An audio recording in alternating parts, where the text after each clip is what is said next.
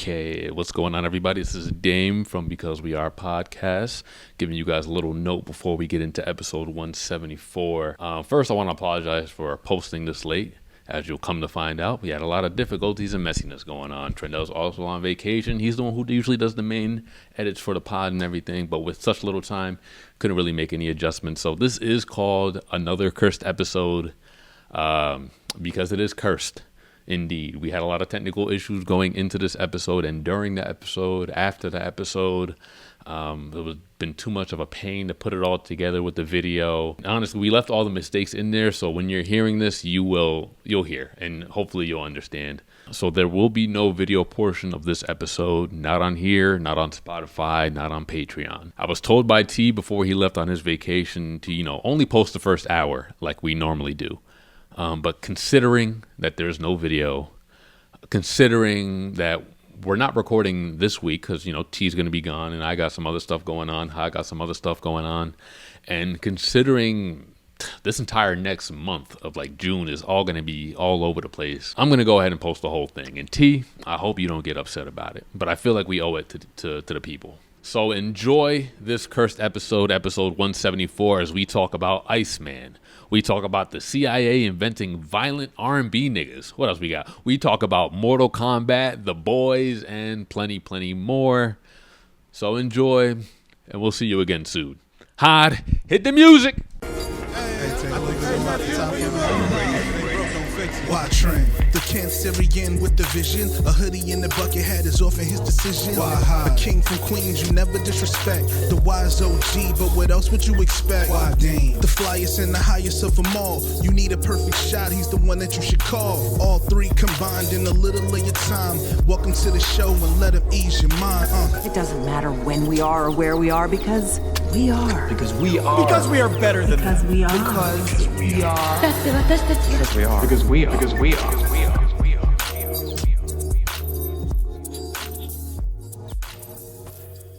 For the first few minutes of this pod, I'm gonna need y'all to mute up for just a few seconds. I need y'all to just hear me out because I'm coming to you both today as a proud third member of this podcast. Okay. A lot of people right now are celebrating their loved ones that are graduating from school and going to prom and elevating and going to the next level.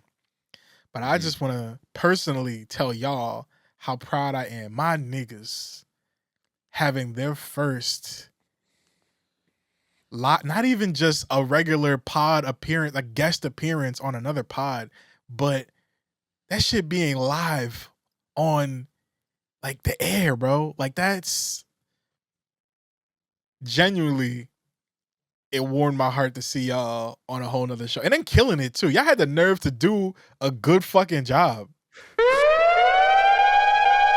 on a whole nother show. I felt like I'm not gonna say a proud parent because y'all really just y'all my closest friends. So I really just felt like a really proud friend and co-host and co-worker, colleague, all that shit, man. I really felt really proud of y'all, and I really just want to shout y'all out for being on True Heel Heat. Shout out to them as well for having y'all on the show For and sure. welcoming you SP, into Josh, Chrissy.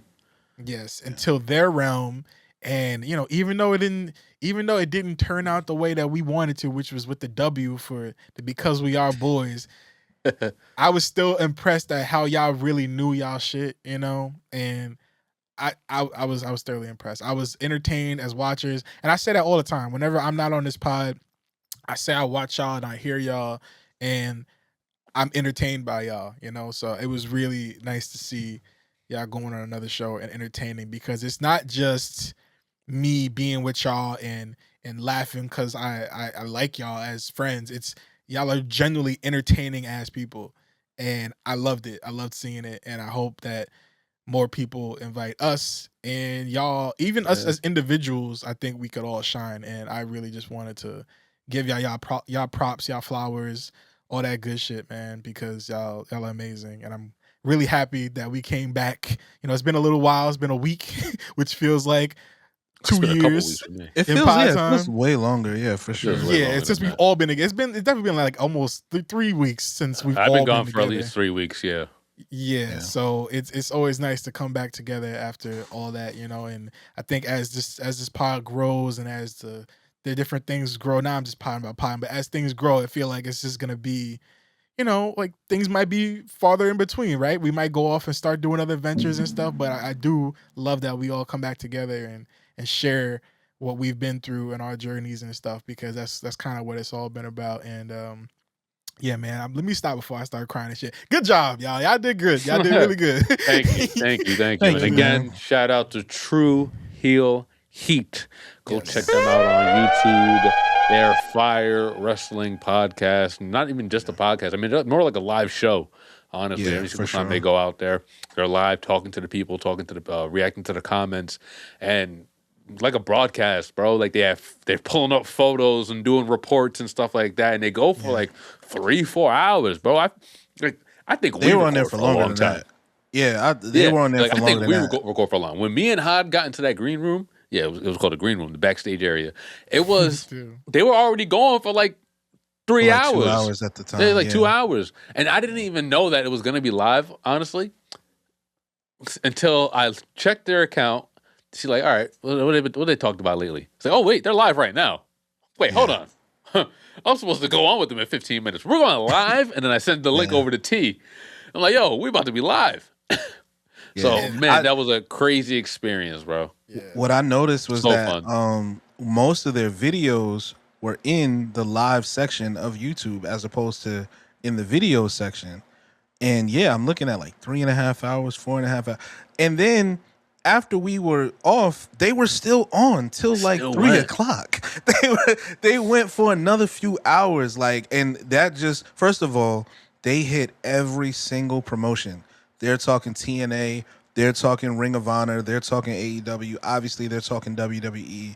They're giving full context. They're like some of that shit was, again, they are deep in the IWC, and so they deserve everything that's coming to them because they're definitely The dope. good part of the IWC as well, because Yeah, they for don't sure. they don't give off toxic vibes or bitching about this, bitching about that. They seem like they're real students of the game. And Real analysis honestly, over I was there. nervous going into there, and I'm sure felt the same way, just feeling a little bit intimidated, not knowing as much as them, like feeling like we was about to get smoked in whatever game that we were about to play. And we did end up doing a fantasy draft, all-time WWE. Go to True Hill Heat YouTube, go check that out, see how we did. We lost, but I feel like we put up a good See fight. how we did? We lost. We lost the vote. They had like a poll in there. And, I feel like if we put the call to action out there to maybe more people be like, hey, come help us out over here. Maybe it would have helped. It would have helped our numbers a little bit. I did shout it out in the Discord, but they in there, so they probably saw it and was like, "Yeah, these niggas, they in there." Yeah, they scared. Look at these niggas. Yeah, they shuffling. Yeah. They, Call they for shuffling. backup. Yeah, No, exactly. but it was I a tried to- great time. Yeah. SP, Chrissy, Josh, super welcoming. They made us feel right at home, and that hour flew, bro. It flew. It really did. by. It really We did. definitely, I would definitely love to come back. We would definitely love to have them on, especially like when me and Hod, do our wrestling stuff. Like maybe when WrestleMania season, maybe something for SummerSlam because it's 2 nights now. If we do like a predictions video, it'd be dope to bring them on for an episode, for a segment or something like that. I think that would be pretty cool. So, hey, SP, if you're listening to this, you'll be hearing from us very soon. Yeah, And salute also to for other y'all. shows, too. You And never I'm know. Hey. sorry. I'm sorry I couldn't join. It's just I already knew that I was going to be the weakest link, right? And I'm not opposed to that. Sometimes I'm okay to like let people shine and stuff, but I just feel like you want to talk about smoked. You know what I'm saying? I would have just been in there throwing shit out there. I probably would have said Terrell Owens. It would have been worse than how it was for sure. But it was still nice, like I said, as a watcher, seeing y'all and shine and stuff. So salute to them, and definitely salute to y'all as well, man. We're doing really, really, really great stuff, man. And I appreciate y'all for sure. Doing and on the fly. Like, how did that like going live? Like, y'all, we talk about this. We have plans for this show as well for going live. Spoiler alert to those who are listening that don't know that we keep building out on this show. But we're gonna do live shows too. Like we're building out that right now and trying to figure it out and how it's gonna be logistically. But y'all just hopped right in, which is just like y'all ready, man. Like y'all are really just. I definitely feel like I'm over it. Like I feel like it's something. What I mean by that is I feel like it's something you got to just jump. There's no perfect way to do it. You know what I mean? Yeah. I think there's just like expectation that it's got to be perfect. It's got to be produced. No, these people just go out there and they talk and they have passions and they have interests and they share in those interests. I think it's actually super dope. It is brave to me to just put yourself out there like that. But again, it's just something that you got to jump into. And again, that is kind of where I'm leaning. Like we might as well just go ahead and just fucking start.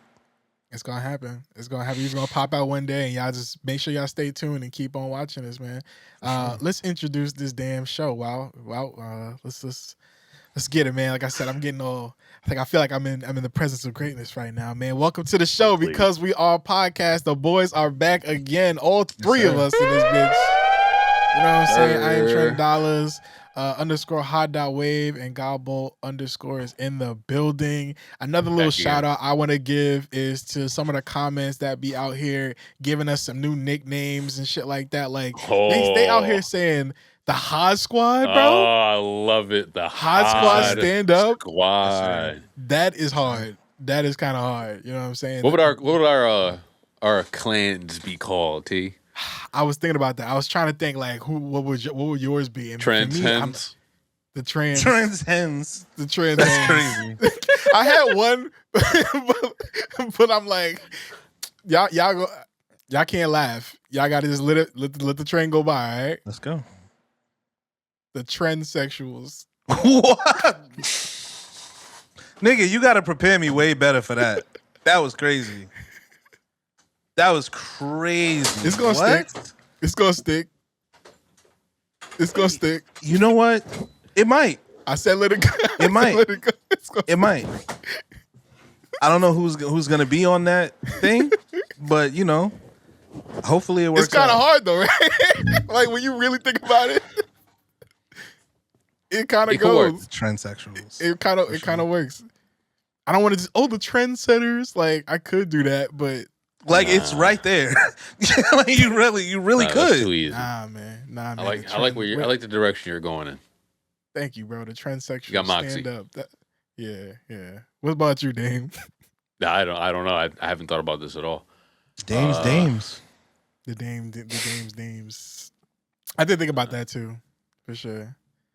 But that's his name. We already call him Dame, you know. Yeah, for sure. Yeah, something will come. These nuts. Something will come. These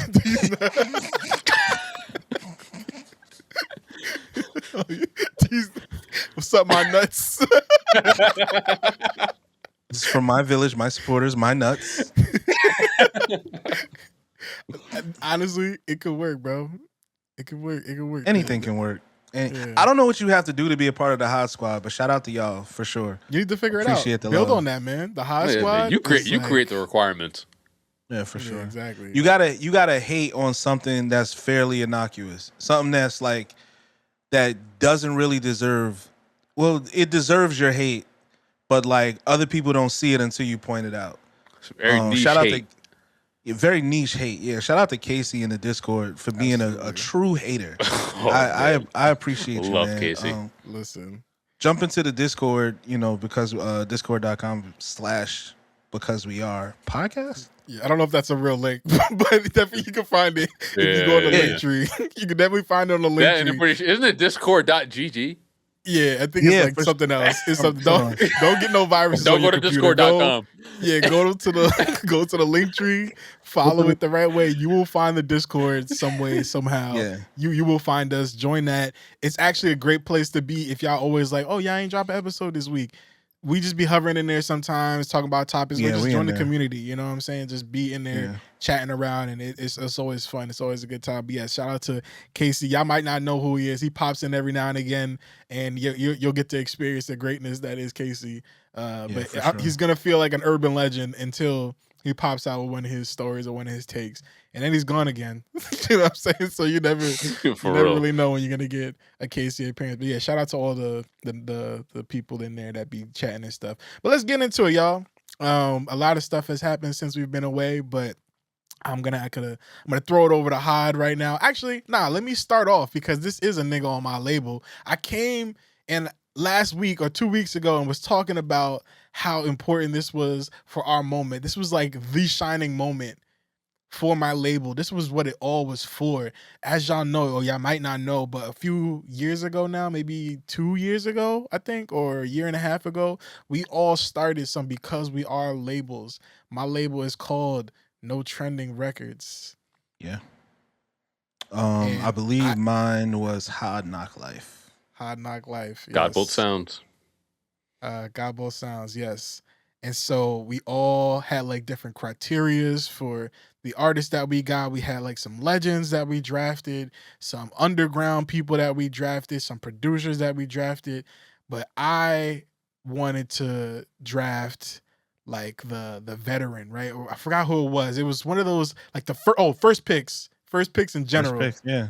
Like just first picks, could be any type of thing, any criteria that we want. And I chose the person who was at his lowest at the time because I just knew he was going to come back and kill shit.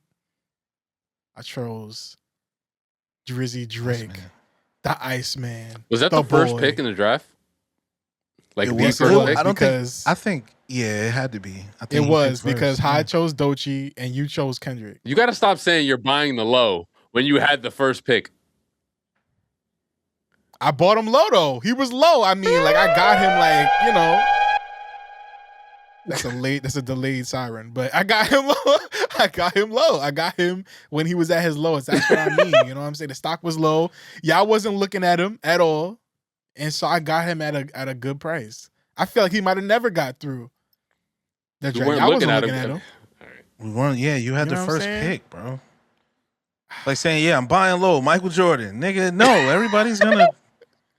I know You he got just the retired, first one. but But you're not getting Michael Jordan now. Like if LeBron and them up there, like you ain't getting like, you know what I'm saying? all I'm saying Like, is you ain't getting. it'd be, well, technically, if you got him in the second round, that's getting Drake like at That's the low. getting Drake low. Yeah.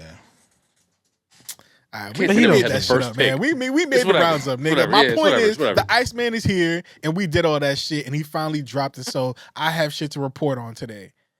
And not only did he Okay. drop one album, he dropped 2 albums. Wait, no, he actually dropped 3 albums. So we got a lot of music to talk about today. Three albums to talk about today. Number 1 was Iceman. Number 2, Maid of Honor. And number 3, I don't even know how to pronounce that shit. I think it's Habibti. I just keep calling it Habitat. Habitat, yeah. It's It's letters not are in Habitat, there. but I just keep The calling it letters are in Habitat. there. You could definitely Yeah, spell somewhere. Habitat with them letters. But yeah, we're gonna get into it, man. Hyde, I want you to start because you know you are a music aficionado. So get us popping, man. What's up with Iceman? Are we going just from Iceman and like leaving the other ones, or are we considering Iceman the trilogy? We're gonna. Is it a trilogy? Like, are we calling this a trilogy? It's 3 albums. I mean, they're 3 separate, completely albums with no cohesiveness whatsoever. Yeah. So But I don't other think than we call it that- a trilogy. Yeah, I don't think it's a just- trilogy. Let's start with Iceman because that was the one that he Yeah. was teasing. That was the one that we were all expecting. We weren't expecting these sure. other ones, so we got to start with what he's been rolling out this whole time. So let's start with Iceman. So the first thing we heard was 1 a.m. in Albany, right? That came out, I think, Wednesday night, not 2 even days like before the album dropped. Yeah, like 2 days before the album dropped. And I think most people appreciated it. Most people listened to it and it was like, wow, he's really spitting on this. You know what I'm saying? The beat is dope. Honestly, it kind of reminded me a lot of J. Cole's first record from his project. Like they had a very similar kind of blueprint of I'm gonna drop the boom bap hip hop record first, just to let people know that I'm still spitting bars, I'm still being creative, and you know, whatever comes on the album, what people would not expect is the boom bap shit.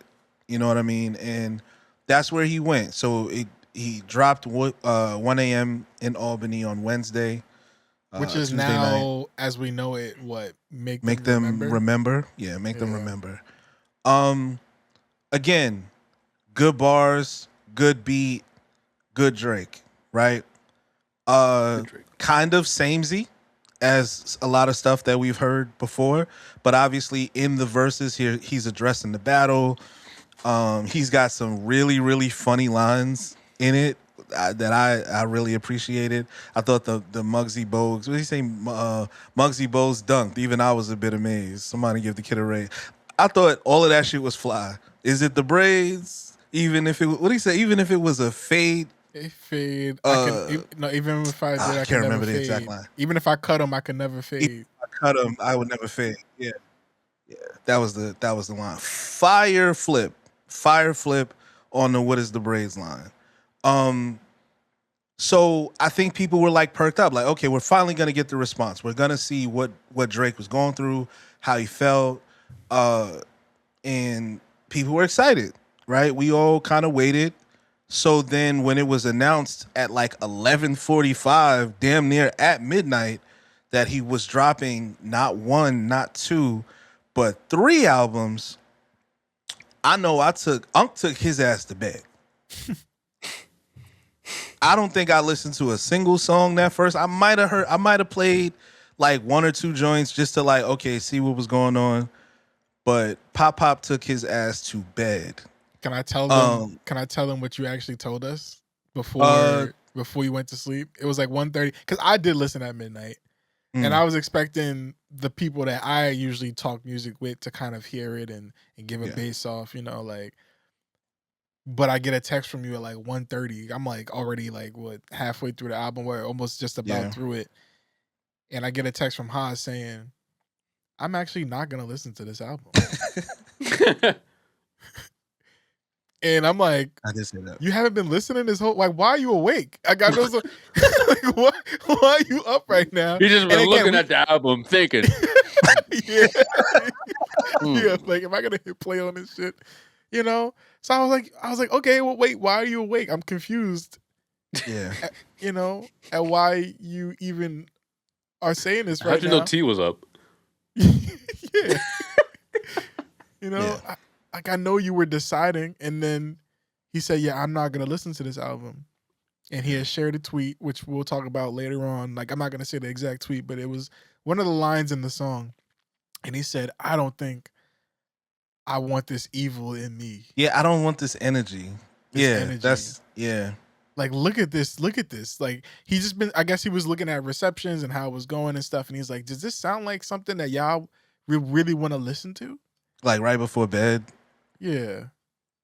And I get it, but I think that's kind of why you don't read reviews before you go into the album, and you kind of just listen and go for yourself. But granted, you listen to music a little bit more thoroughly than I do, I would say. Yeah. I fell asleep during the album because it was late, right? And that's That's not why you fell asleep.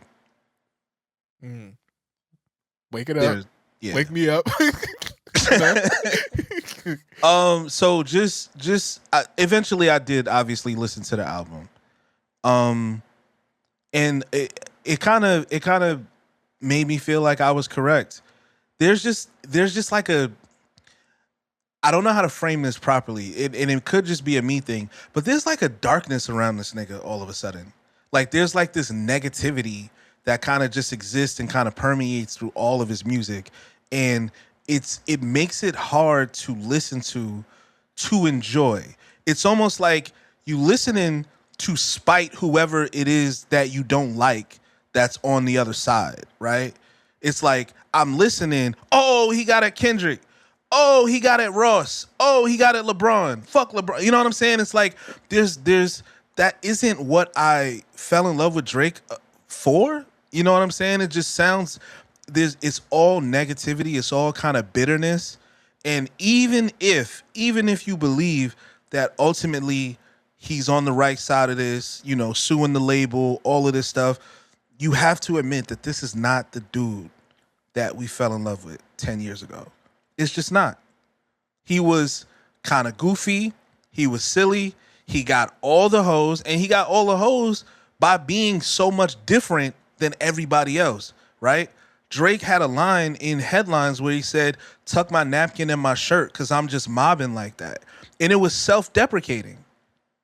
there's nothing self-deprecating about this version of Drake. He takes himself extremely seriously, and it makes it hard to enjoy him because the idea around Drake was always kind of like rap is too serious, right? You had the 50 Cents and the you know what I mean, and even then it was like the Chief Keefs and Jeezys and like all of these dudes are like these big massive figures. They have to be like these superhero figures. They getting shot, you know what I'm saying? They all of their friends are dying around them, but not them. And you know what I mean? And there's just like this warrior kind of energy. And then here comes this scrawny Canadian dude who the strippers all kind of love. And it's just, you know what I mean? He was like lovable, you know? So at some point that just wasn't who he was anymore. And it just made it hard to kind of listen. The album itself is very good beats, very good raps, but I don't think I give a fuck. And I don't know what else to do with that. To echo your sentiment, it does kind of feel like Drake has been the butt of a joke for really, really long, and he's finally standing up for himself. I kind of compared it to the nigga in the friend group that you always joke on, and he finally decided to like joke on the coolest. He get a high point. Yeah, he's like he joked on like the coolest person in the friend group, and it just kind of was like, nigga, like what are you doing? Like we just joking, like we just you've been like you just get mad serious now. You want to fight. Yeah, like bro, you've been this person for like the last 15 years. Like you've been light skinned, you've been you a sensitive person. Oh, you know, we put you on when you want to cry. And now it's like, nah, man, I hang with real gangsters and killers. You know what I'm saying? Like my homie out here, he be sexually harassing women. Like, nigga, calm down. like everybody calm down. Like we still like you. When you sing about like all this hard appearance shit, this persona that you have right now, you don't have to be all that. Like we still like you for what you do best, which is making us feel and sharing your feelings and making us be like, oh, like. But this whole like, yeah, I got my best friend. He'll really line you up. Like we got to stop this already because there's a lot of that, you know. But he will though. He might. Hold on. He will. Stop. I don't know. I just turned it off. Yeah, we saw what Chubbs did to that nigga.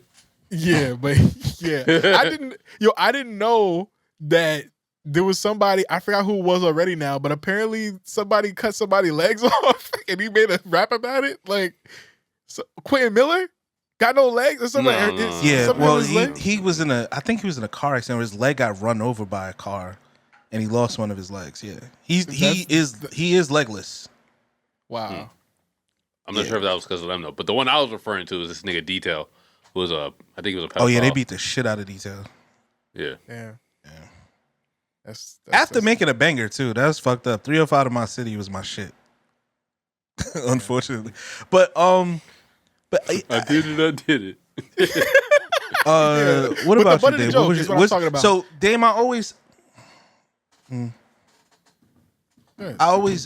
like consider Dame being in a party city or in a city where like there's you know the sunshine, like a little party city store, not a store, but just like where there's sunshine is women, is beaches and everything. So like this is like one of the places where I feel like Drake would do really well.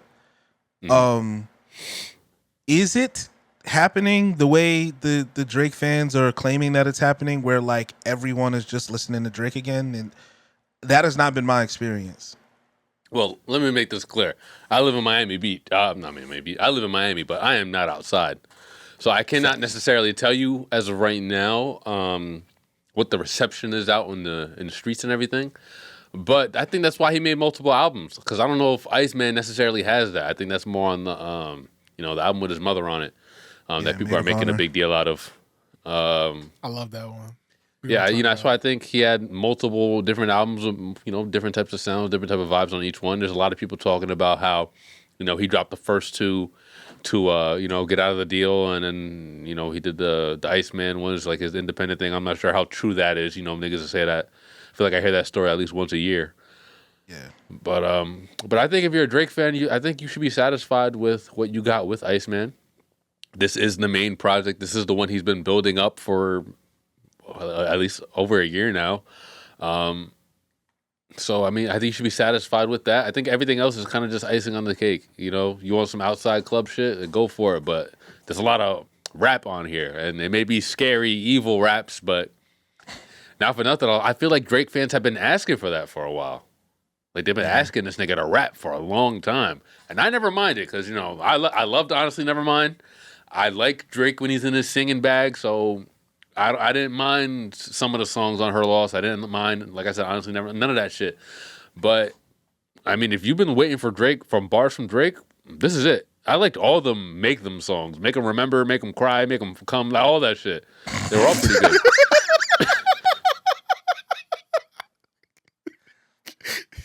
Word. I think you're right. He was very bar heavy on this album, and some of these songs are clearly old, right? Like, and he even talked about it. Yeah. I've been sitting on these Plot twists and yeah.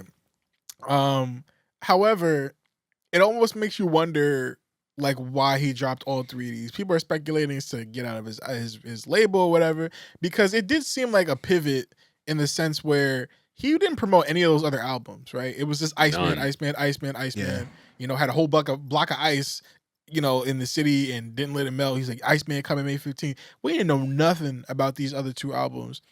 And it almost makes me feel like it felt like an audible a little bit, you know? Like, I don't, like, if he would have just dropped Iceman, do you feel like this would have been a Satisfactory album for everybody? I feel like it would have had the same reception that For All the Dogs had. I don't think so. I agree. Not for nothing, I was seeing a lot of people not like the album at first, like just off of their first listen. Yeah, and obviously, you know, people turn, you know, as the days go on and stuff like that. But I was hearing more bad reception than I was hearing good reception at first.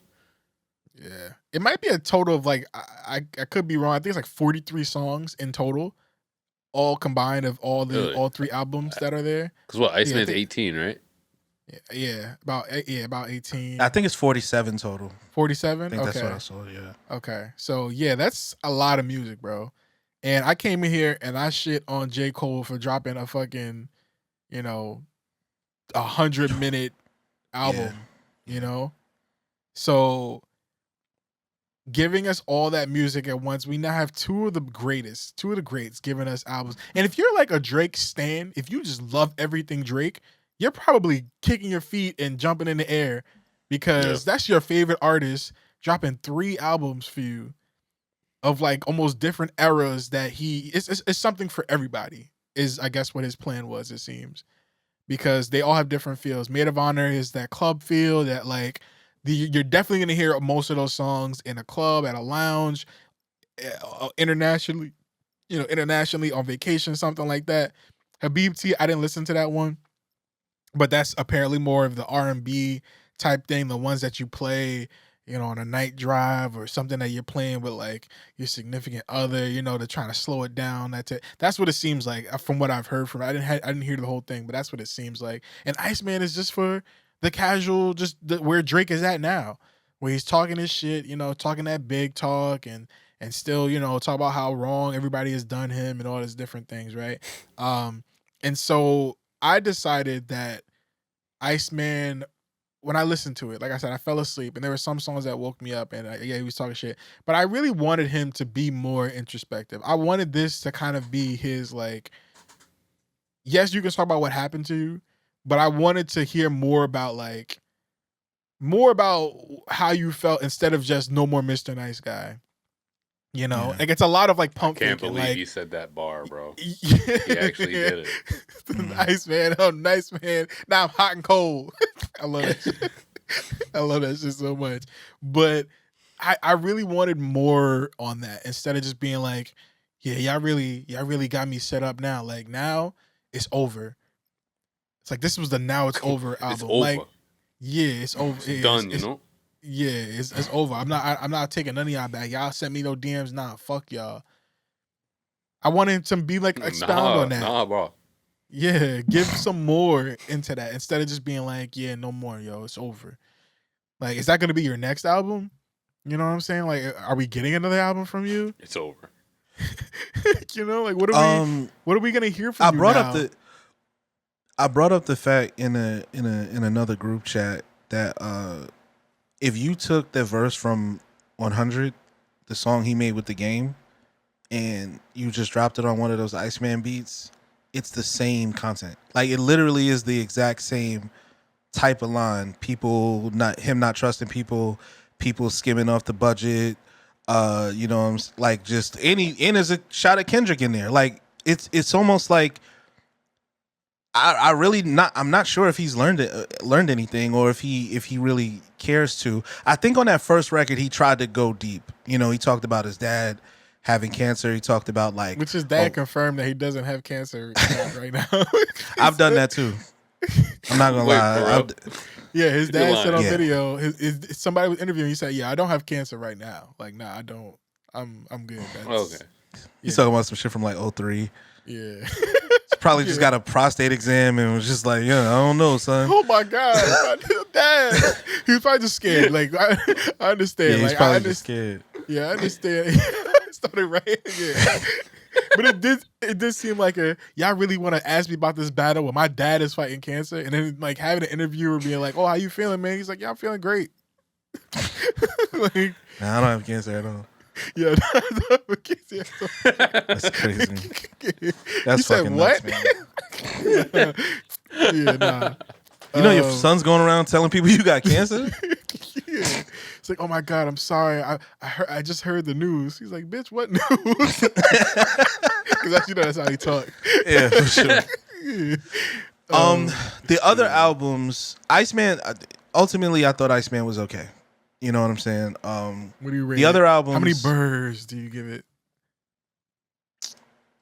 You know what? I always switch between like out of 5 or out of 10. I'm gonna give this 6 out of 10. It's probably a 6 out of 10. 6 what? 6 ice cubes. Okay. Yeah, 6 ice cubes out of 10. You don't like the burrs or the shivers that I just did? No. Okay. But the Habibti album is y'all know I did not like Honestly Nevermind. Mm-hmm. This shit is so much worse than Honestly Nevermind. I think you're talking about Maid of Honor.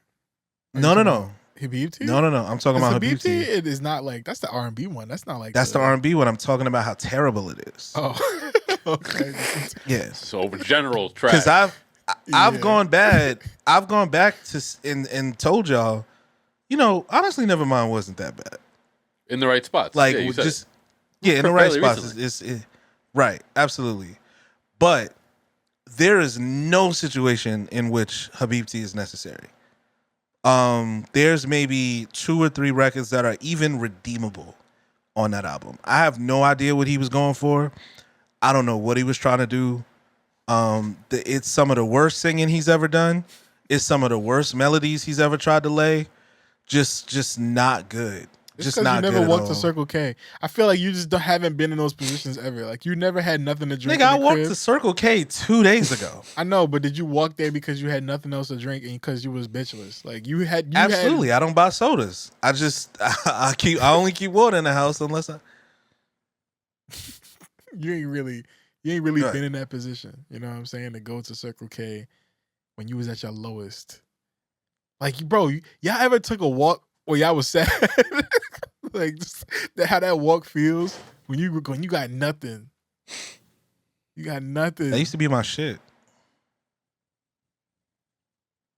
You know what I'm saying? Like, those types of moments. Again, it just, to me, the delay is really bad right now. I know, I could tell. It's like throwing me off. Can you do the numbers again? 6. 6. Oh, sorry. I didn't realize we were doing it. I said it pretty late. It's a little delay, but it's okay. we'll just keep it in mind. Yeah, because I said it. All in all, though, I will say, and then I'll get into the other albums. You said Habibti was terrible, but I want to give the praise to Maid of Honor. But also, before that, I want to say on Iceman, you know when they say, like, don't hurt an artist because, like, they're just going to write about it? Yeah. You know what I'm saying? Like, and they're just going to, like, I feel like people keep hurting Drake's feelings because they know his best work is gonna come from the experience of them breaking his heart or betraying him or something like. There's like an SNL joke about it. Like I think that's the blueprint about him rapping or getting into beefs with people that like do him wrong or something. Like there's a whole skit about it. And I think that's his blueprint at this point. If you do anything to like wrong him in any type of way, you hanging with some people that he don't like, he's gonna rap about it. You say anything on the blogs, he's gonna rap about it. And so I feel like his best work comes from the betrayal from people he trusts. It's an emotional man. Is that still compelling 15 years later? If you're the only one really doing it, and if we know it, because it's on a grand scale. Like we know all these people, most of the people that he's talking about. You know, like he's talking about LeBron, he's talking about Kendrick. It's like high level people that's fucking him over. Yeah. You know, And we're music able is to supposed to connect be dots relatable. ourselves. Yeah. Again, but that doesn't make for like multiple listens. It's like seeing a movie, like a mystery movie, and then once you know the plot, you don't really need to see it again. Let me ask y'all a question. When's the last time you got betrayed? This is deep. I'm serious. When was the last time you got betrayed? Someone you trusted lied on you. Someone you trusted, snaked you out of position, out of money. Oh well, that's fair. That's fair. I'm just for kidding. sure. What about you, Dave? No. I don't even know. Betrayed. You betrayed I'm making a me. broader Those point. words left your mouth.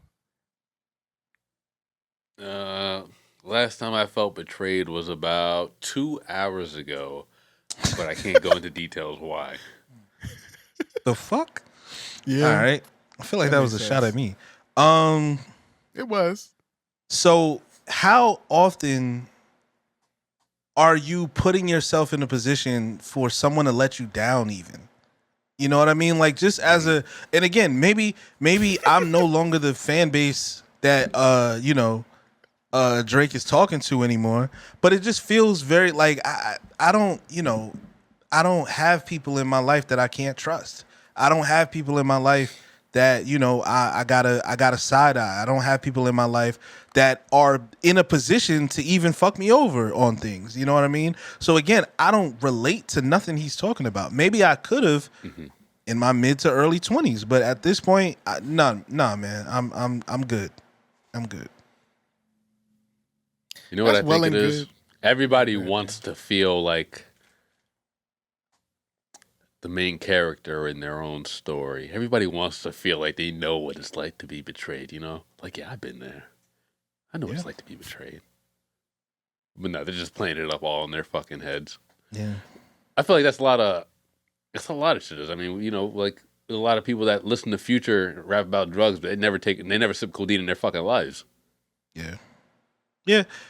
I don't mind the cosplay. It's just it has to be compelling, and ultimately, I just thought Iceman was boring. I think the fact that we know and we can follow the entire story of what he's talking about, and we could, pinpoint it to like, oh, he's talking about this, he's talking about that. That's what makes it so compelling to people, because we live in more than any other time before. We live in such a parasocial world where people just want to know what's going on. You know what I'm saying? They just want to be able to, they want to know the tea. They want to feel like they're involved in some way. So if I'm able to connect these dots and go to my homeboy and be like, yo, did you know that he was saying this about this? And, it was like, I feel like that's what a lot of the play is now with Drake. He starts his freaking songs off by just monologuing about stuff that nobody has any idea what the fuck he's talking about. And he knows that. He knows that nobody understands him, but he's going to do it anyway. He makes music for the obsessives, like the people that are going to be terminally online and might understand all the references. People that understand all the references, I'm going to pray for them, because I know the sleepwalking butt naked in the hallway. Like, you hear that and you're just like, oh, that's, we know what that means.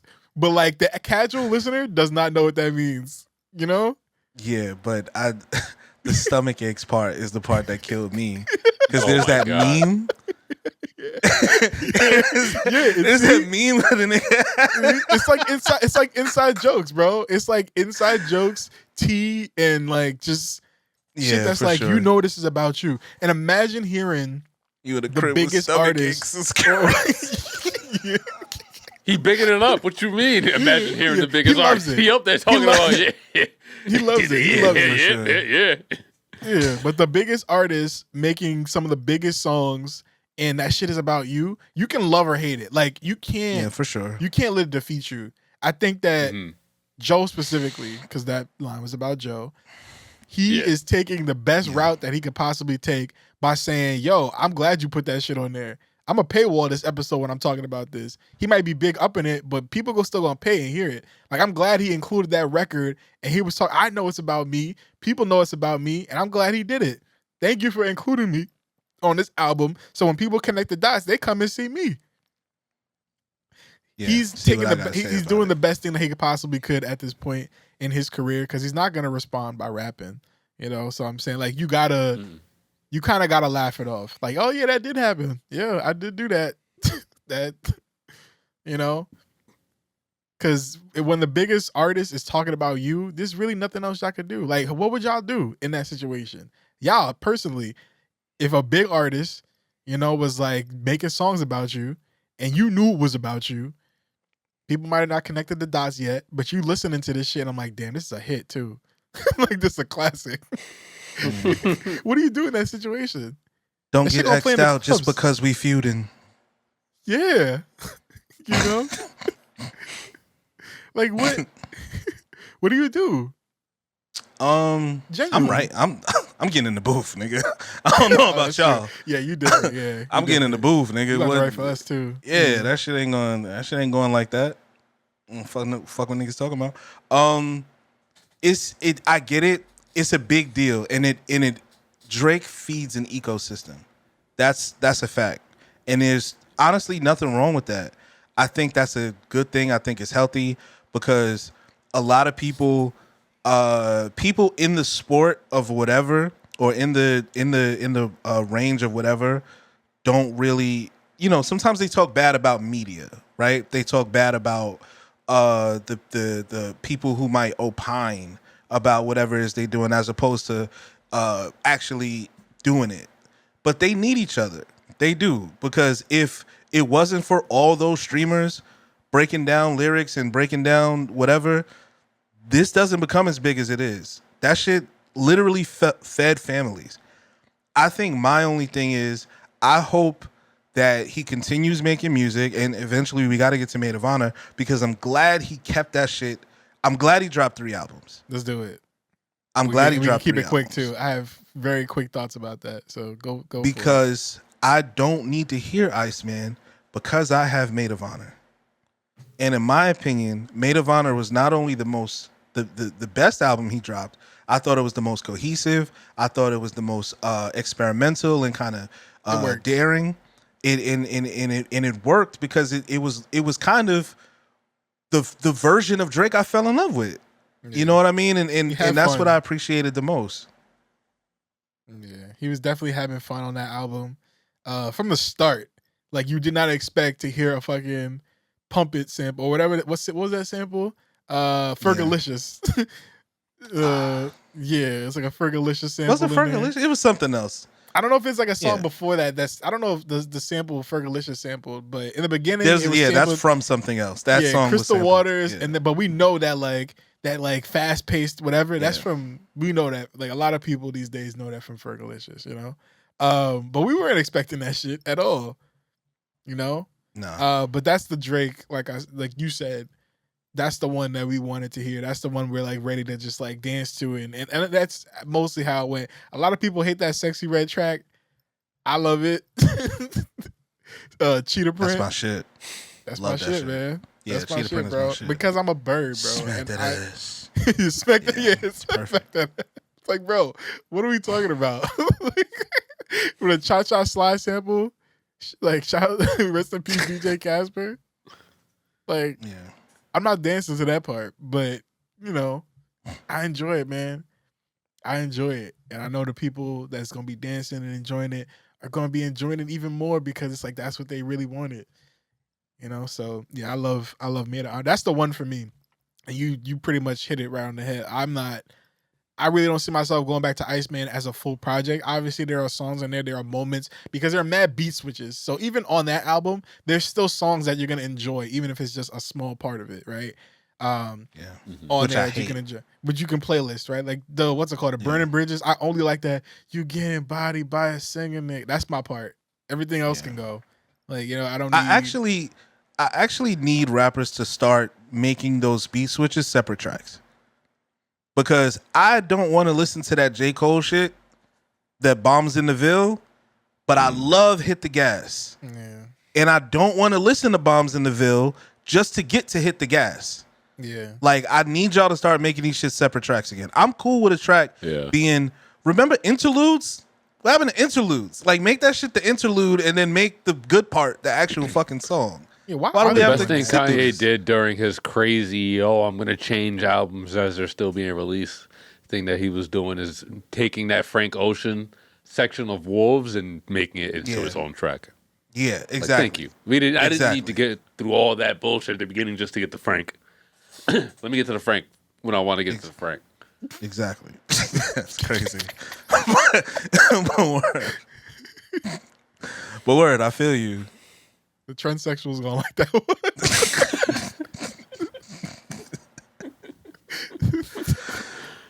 Oh shit. Anyway, shout out to Drake. My last note on this, I think that people are really cruel because, I think when it comes to Drake albums, people kind of lose their humanity a little bit. I see people talking about, people are like, I think people are talking about him sending text to his baby mother, telling her to abort her baby or whatever, and people are just like, does Adonis know that his dad didn't want him? Why the fuck would Adonis need to know that? And why are people forgetting that people are human, Like, why are you putting that out into the universe? People are cruel, man. People are really, really cruel. And I will, like I said, I did enjoy these Drake projects. I think it's a lot of fucking music, and I'm just gonna pick what I want from it. So that's cool. Everybody can make their own projects. Hod, you already made a little separate playlist of the songs that you think could fit better in a sequence, which thank you for that. But overall, man, I like what has come out. Some of the stuff that's come out, it's enjoyable for me. I like the moment that we're having here. The moment itself is classic. None of these albums are classics, but the moment that we're having is a moment that we're gonna remember for sure. And the only thing that's making it less enjoyable is the goofy antics that marketing has been doing, just the pages that promote the fucking White House dropped the cover of Iceman and had a MAGA chain on it. That's fucking goofy. Hate that, but that's what he gets for not reading the fucking room and naming his album Iceman when Ice is out here running rampant and locking people What up was and that killing line? people in the streets. There was a line he said on there that had me cracking up. He was like, "Yo, Ice, we running it back or something like that." Something along In the those beginning, lines. he's like Ice. Yeah. In the beginning, He's like, "Ice, what we doing?" Yeah. We running it back. He's like, bro, read the fucking room, dog. And then academics kind of come into the defense of being like, yo, y'all are dick eaters. Why wouldn't he like the biggest honor in the world, the White House, biggest promotion in the world? Like, y'all really dick riding, y'all dick eating. Man. I mean, well, I've held the opinion for a little bit that hip hop is MAGA coded and has been for a while. It's not, that part of it is not lost on me. He knew. People say, "Oh, this was a misstep." No, it wasn't. Yeah, he knew He's totally not politically. I don't know, and I don't care. You know what I mean? Speaking of that, I thought it was weird that you want to take a shot at Khaled for not saying "Free Palestine," as you also, bring attention to the fact that you are a Jew and literally have said nothing about what's going on in the Middle East. But that's neither here nor there. You didn't say anything either. Nigga accused all of us as anti-Semitism. Nigga, what? Yeah. What are you talking about? That's crazy. Is it because I'm fair? So just because I'm a Jew, they want to I'm not Jew? see me on the top. What? Now we're anti-Semitic? Like, are you insane? Anti-Semitic bars, bro. Like, yo, that was crazy, bro. Yeah. That was Anybody crazy. but anybody but Oh, Jew, bro. Anybody but Jew can get that line off. Like you can't Jew can't for say sure. that. For sure. You know, not, like you can't. not you. Yeah, not you, bro. And we don't want to see you on the top for different reasons, you know. But another Jewish rapper sure. get big, they can say that. But Yeah. not you, bro. Not you. Shout out Lil Dicky. I have a Facts. were you done your marketing point or is that? Yeah, no, that was it. That's all I've seen really. The White House shit, goofy. Academics coming to that defense. I mean, he's gonna be an opportunist. I understand that's his whole bag at this point, but yeah, it's just been nasty in that sense. I don't like any of that. But I guess Drake doesn't give a fuck because he can't control that. He's not gonna denounce it. He's not gonna say, "Yo, y'all can't use my shit," because the White House has been doing this for everything. They've been doing it with Nintendo. They've been doing it with other people's music, and some people will flat out say, "Yo, I didn't condone this. I don't support this. Stop." They using did it my with shit." Jesus, like on Easter, if I recall correctly. Yeah, Wasn't but that Jesus this can't year? tell him not to do that. Somebody in there could say it. Somebody could say it. Somebody that's like pretty close. Actually, That's true. Homie If had Jesus beef really with had a him. problem with it, he probably could have struck it down. Like he Yeah, probably could have, something. you know, Yeah. yeah, he could have got his daddy on it, but sorry. No, so No, it got quiet in here. no, I had another place that I wanted to take it because I think I told you, just analyzing like the raps themselves, I feel like there's like a genre that Drake specifically is kind of propping up, and I want to know if y'all think I'm bugging. I'm calling it dad joke rap, right? Where the way the bars are kind of crafted, just the way they're crafted, remind me of the same kind of setups as like dad jokes. Dame, you like dad jokes? Yeah. So a really, really good dad joke is like, you know, why do scientists hate atoms? Because they What? make up everything. Oh. Right? So that's, but doesn't that Yeah, also that's my sound like a average Drake bar? response.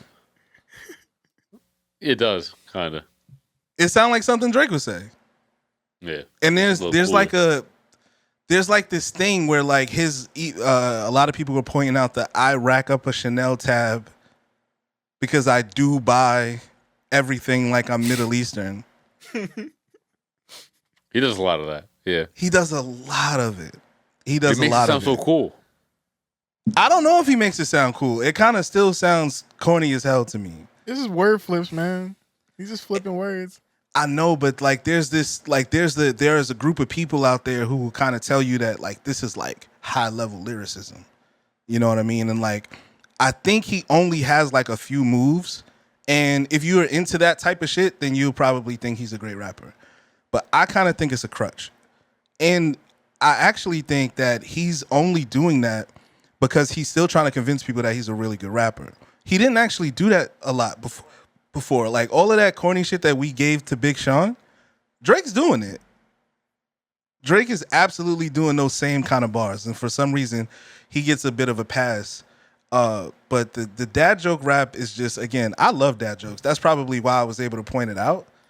But it's just it's not as it's not as fun when it's just grown worthy to me. You hear it and you just go, like it's just like Just a you little- blow air out. You know, it's like, oh, I get it.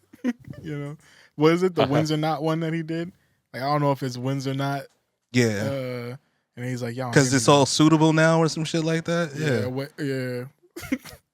He's like, y'all don't get it though. A nigga was talking about that shit for like 4 minutes and the ducking The bills in their face. Yeah, That's why they ducking Drake. ducking Oh, Drake. yeah. Yo, shut the fuck up, nigga. Sorry, man. Shut the Yeah, fuck man. up, bro. Yeah, and it's mad funny that a lot of people don't enjoy like why do y'all only enjoy good barring when it's from this guy and not from like people that are actually like giving great raps, you know? Yeah. Like, do you just only enjoy bars when it's Because I think there's a way that they come. Pause. It's like a way that they're packaged. You know what I mean? And like you can point it out there. That's not much better. Like you can point it out with that structure. But if someone was to like give, I don't want to keep comparing them, but if somebody was to give you a dissertation on like how much $1 cost, or like Bitch Bad by Lupe or something like that, you probably wouldn't be able to pick it out as quickly. You know what I mean? Because it requires a bit more of an in-depth kind of view. And it's not bar heavy. It's not like punchline heavy. Drake's a really good punchline rapper, but I think that's it. Like it's very like Fab coded too. You know what I mean? Like these are bars that I would expect from like Fab, you know, Cassidy, something like that. Like again, if that's your type of shit, for sure. But my last question. It's okay for me. My last question, and then I have a R&B thing I want to address y'all with. But do you think it's fair, because the numbers are coming out too, right, about this, and they're like, oh, he's doing 7-something first week or whatever, but that's like a combination of all the different albums that he dropped. And I think there's like a stat that he's the first ever artist to have 3 #1 albums, like the top 3 #1, 2, and 3 for a week or something like that. I'm like, oh, yeah, of course, because everybody's gonna listen to your Everybody's shit. gonna listen to him, right? You know what I'm saying? Like they're gonna go 1, 2, and 3. Like yes, that you're dropping and you drop 2 more. Yeah, of course they're gonna listen to it all at the same time. You know. Do you think that's fair for the stats? Like, is it padding the stats a little bit? Like it feels almost like he did that on purpose just to break that stat. But of course, nobody's ever did it before. But it almost feels like. Of course. Yeah, like it's of course that is what would happen. You know what I'm saying? It feels like a layup to me. It's like, hey, no, we have the most anticipation on an album than I think we've ever had. People are waiting to hear what I have to say. They're waiting on one album. If I give them 3, of course they're gonna listen to every single one. Because not for nothing, like no artist. If Future went and dropped 3 albums, I'm not listening to the 3. Bro. I'm not even listening to the 2. Yeah. Don Toliver, I'm not listening to 3. Travis Scott, I'm not listening to 3. I'm not listening to 3 Don Toliver albums. I'm not. If he dropped 3 Don Toliver albums in one night, you're listening to all 3 of them. You're not high. I love Don Toliver too. I'm not. But he only has so much range in his sound for 3 albums. Like, no. Yeah. That's not the artist. Like, there's not too many artists that could do that. Yeah. Tyler, for and sure. that you would actually listen. I would listen to 3 Tyler albums. If there were like 3 different eras or some shit like that, I would. Yeah. There might be a bias with that for me, but I would as well. Yeah. I mean, we've seen it. All right, so what's the artist?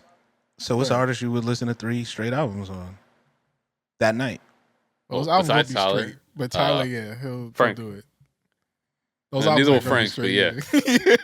But Frank can do it. Yeah, Frank could also do that. Frank is getting 3 albums played for sure. At the back-to-back, too. I've still never listened to Endless altogether. You should, bro. I sent you that shit. It aged really well. It did. Yeah. Especially because you miss him. I don't know, man. Goofy, are you listening to 3 Nas albums? Sure. One after the other? Yeah, absolutely. Yeah, I am. I am. That's crazy, bro. I'm sorry. That's crazy. Yeah, I feel you. That's insane. That's insane, bro. Nigga gonna make nigga, bitch, and hoe. He gonna make just 3. It's like, yo, all the albums is about why we shouldn't say them words. Like he's just. So gonna have a you song. You already tried that, Nas, and they made you change it. Yeah, he did. You gonna have a song from the perspective of a baby, of a crack, a crack baby, straight out the womb. My fault. Yeah, you're not listening to 3 Nas albums in one night, though. Yeah, 3 albums. 2026. Y'all gonna be in the fucking group chat like, yo, if Had don't stop fucking texting me. You might be the only nigga in the world that would listen to 3 Nas albums one after the other at the same night that he dropped them. You are the only person in the world that would do that. Yeah, might be. For real. And I don't blame you. Like, I love that about you. I love that shit. Like, that's your. Nigga's incredible, man. He's absolutely incredible. If he has something to say, I'm listening. Mathematical. Sabbatical. For like 2 hours. For 2 hours, bro. That's so deep. Being there with my glasses on, like, hell yeah. Queens. Foch Boulevard. I've been there for sure. The Ave. Yo, I remember that. I remember that. Like, yeah, I remember that. You know, When Ricky got sliced, yeah, nigga, my uncle told me about that that time. nigga wake his daughters up. Y'all gotta hear this. Wake up. Nah, get up. Everybody in the house. Get Everybody up. got to get up. That is 2:30. I don't care. Get up. Y'all gotta hear this. This is history. It's Black history. Oh man. Yeah, but that's all I got on that. I want to talk to y'all a little bit about an R&B conspiracy that I have, because I feel like, and I don't know if this is, it's like a running joke on R&B niggas being like the most violent, and I feel like it's detrimental to the genre as a whole, because R&B is supposed to be soft and loving and stuff like that at its core, what it used to be, right? It was all like love and great music and everything. But why do I feel like R&B as a genre now, it almost feels like there's no R&B artist that doesn't have some shit attached to them? Like something, right? Like the greats too. So I have a conspiracy that because R&B music is supposed to be soft and about love, and it's supposed to be about like, you know, just feels, that they have to kind Tenderness. of Tenderness. Yeah.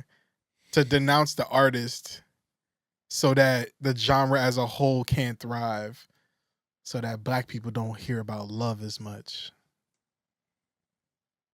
in their music. R&B singers have always been violent. I actually agree with that. Have the Isley Always. brothers ever killed niggas? Yes. Mr. Biggs almost caught a case in 3 straight music videos. Yeah. Some of these niggas are actually really not okay. What was the the nigga from the Temptations was a violent drunk, right? Oh, Like this is all facts. This is all facts. Nope. Everybody kind of knows this. And David Ruffin? no. Paul. Well, yeah, David Ruffin too, but Paul. I was thinking of Paul. Rest in peace. Yeah. R.I.P. Rest in- Paul. Rest in power, King. You would have loved Rest in Tennessee. Paul, Iced Tea. That's crazy. That's fucking crazy. You would have loved that Henny Rita.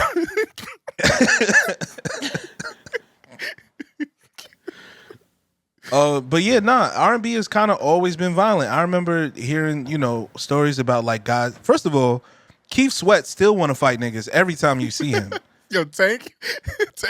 I heard Tank is very violent. Like the way that Tank Nigga, be pulling up on niggas, bro. They're like, yo, he got a dark streak. He got a dark streak in him. you see Aaron Hall done got low ever since Diddy got locked up. That's true. People say He don't Aaron come Hall, he's outside on at the all run. no more. He's on the run, bro. I did not know that. I Wait, played yeah. I Miss You at the family function. They say, yeah, he's actually on the run right now for like assaulting. He assaulted somebody, and they be looking for him. Like, And it's so, not the first time. He Yeah. been on that shit. That's crazy, bro. The nigga that made I Miss You, bro. Yeah, he's extremely violent and extremely problematic. That's crazy. But So, why? yeah, nah. Like wait, I know. I think there's something to it where like making all these tender ass songs make people try you. So you kind of can't actually be a punk in order to exist in R&B. I think that's more of it. Like, you know what I'm saying? The niggas that are actual punks, they can't actually thrive in R&B because you get punked. I just listened to Ralph Tresvant talk about he hated Sensitivity. He was not trying to make that song. Bobby had, you know what I'm saying, My Prerogative, Belle Biv DeVoe and went and did Poison. This nigga over here in a fucking suit in the rain. He did not like that shit. But that song is beautiful. That's one of the best R&B songs ever. He is like, I am We a love nigga it. from Boston. I do not, like, this is not who the fuck I am.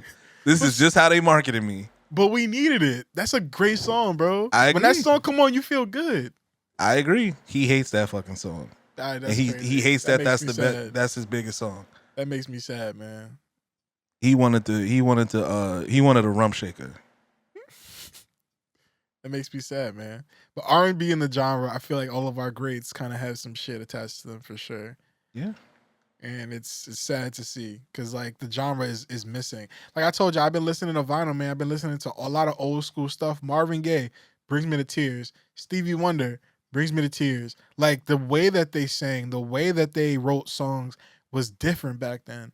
And I do enjoy some of the stuff that comes out now. I know the genre has changed a lot. Like the modern R&B got trap drums and different like fusion elements from like different genres and stuff. I enjoy it, but it is different than what used to be coming out back then for sure. And Stevie Wonder was doing coke with Aerosmith and them. I wonder how it is to be coked up and blind. That shit got to be a wild experience. I never thought about it like that. Like drugs when you're blind. Yeah. Or deaf. Oh no. That got to be fucked up, bro. I'm just saying. I ain't touching that one. But yeah, that's my conspiracy. R&B as a genre has a lot of shit on it.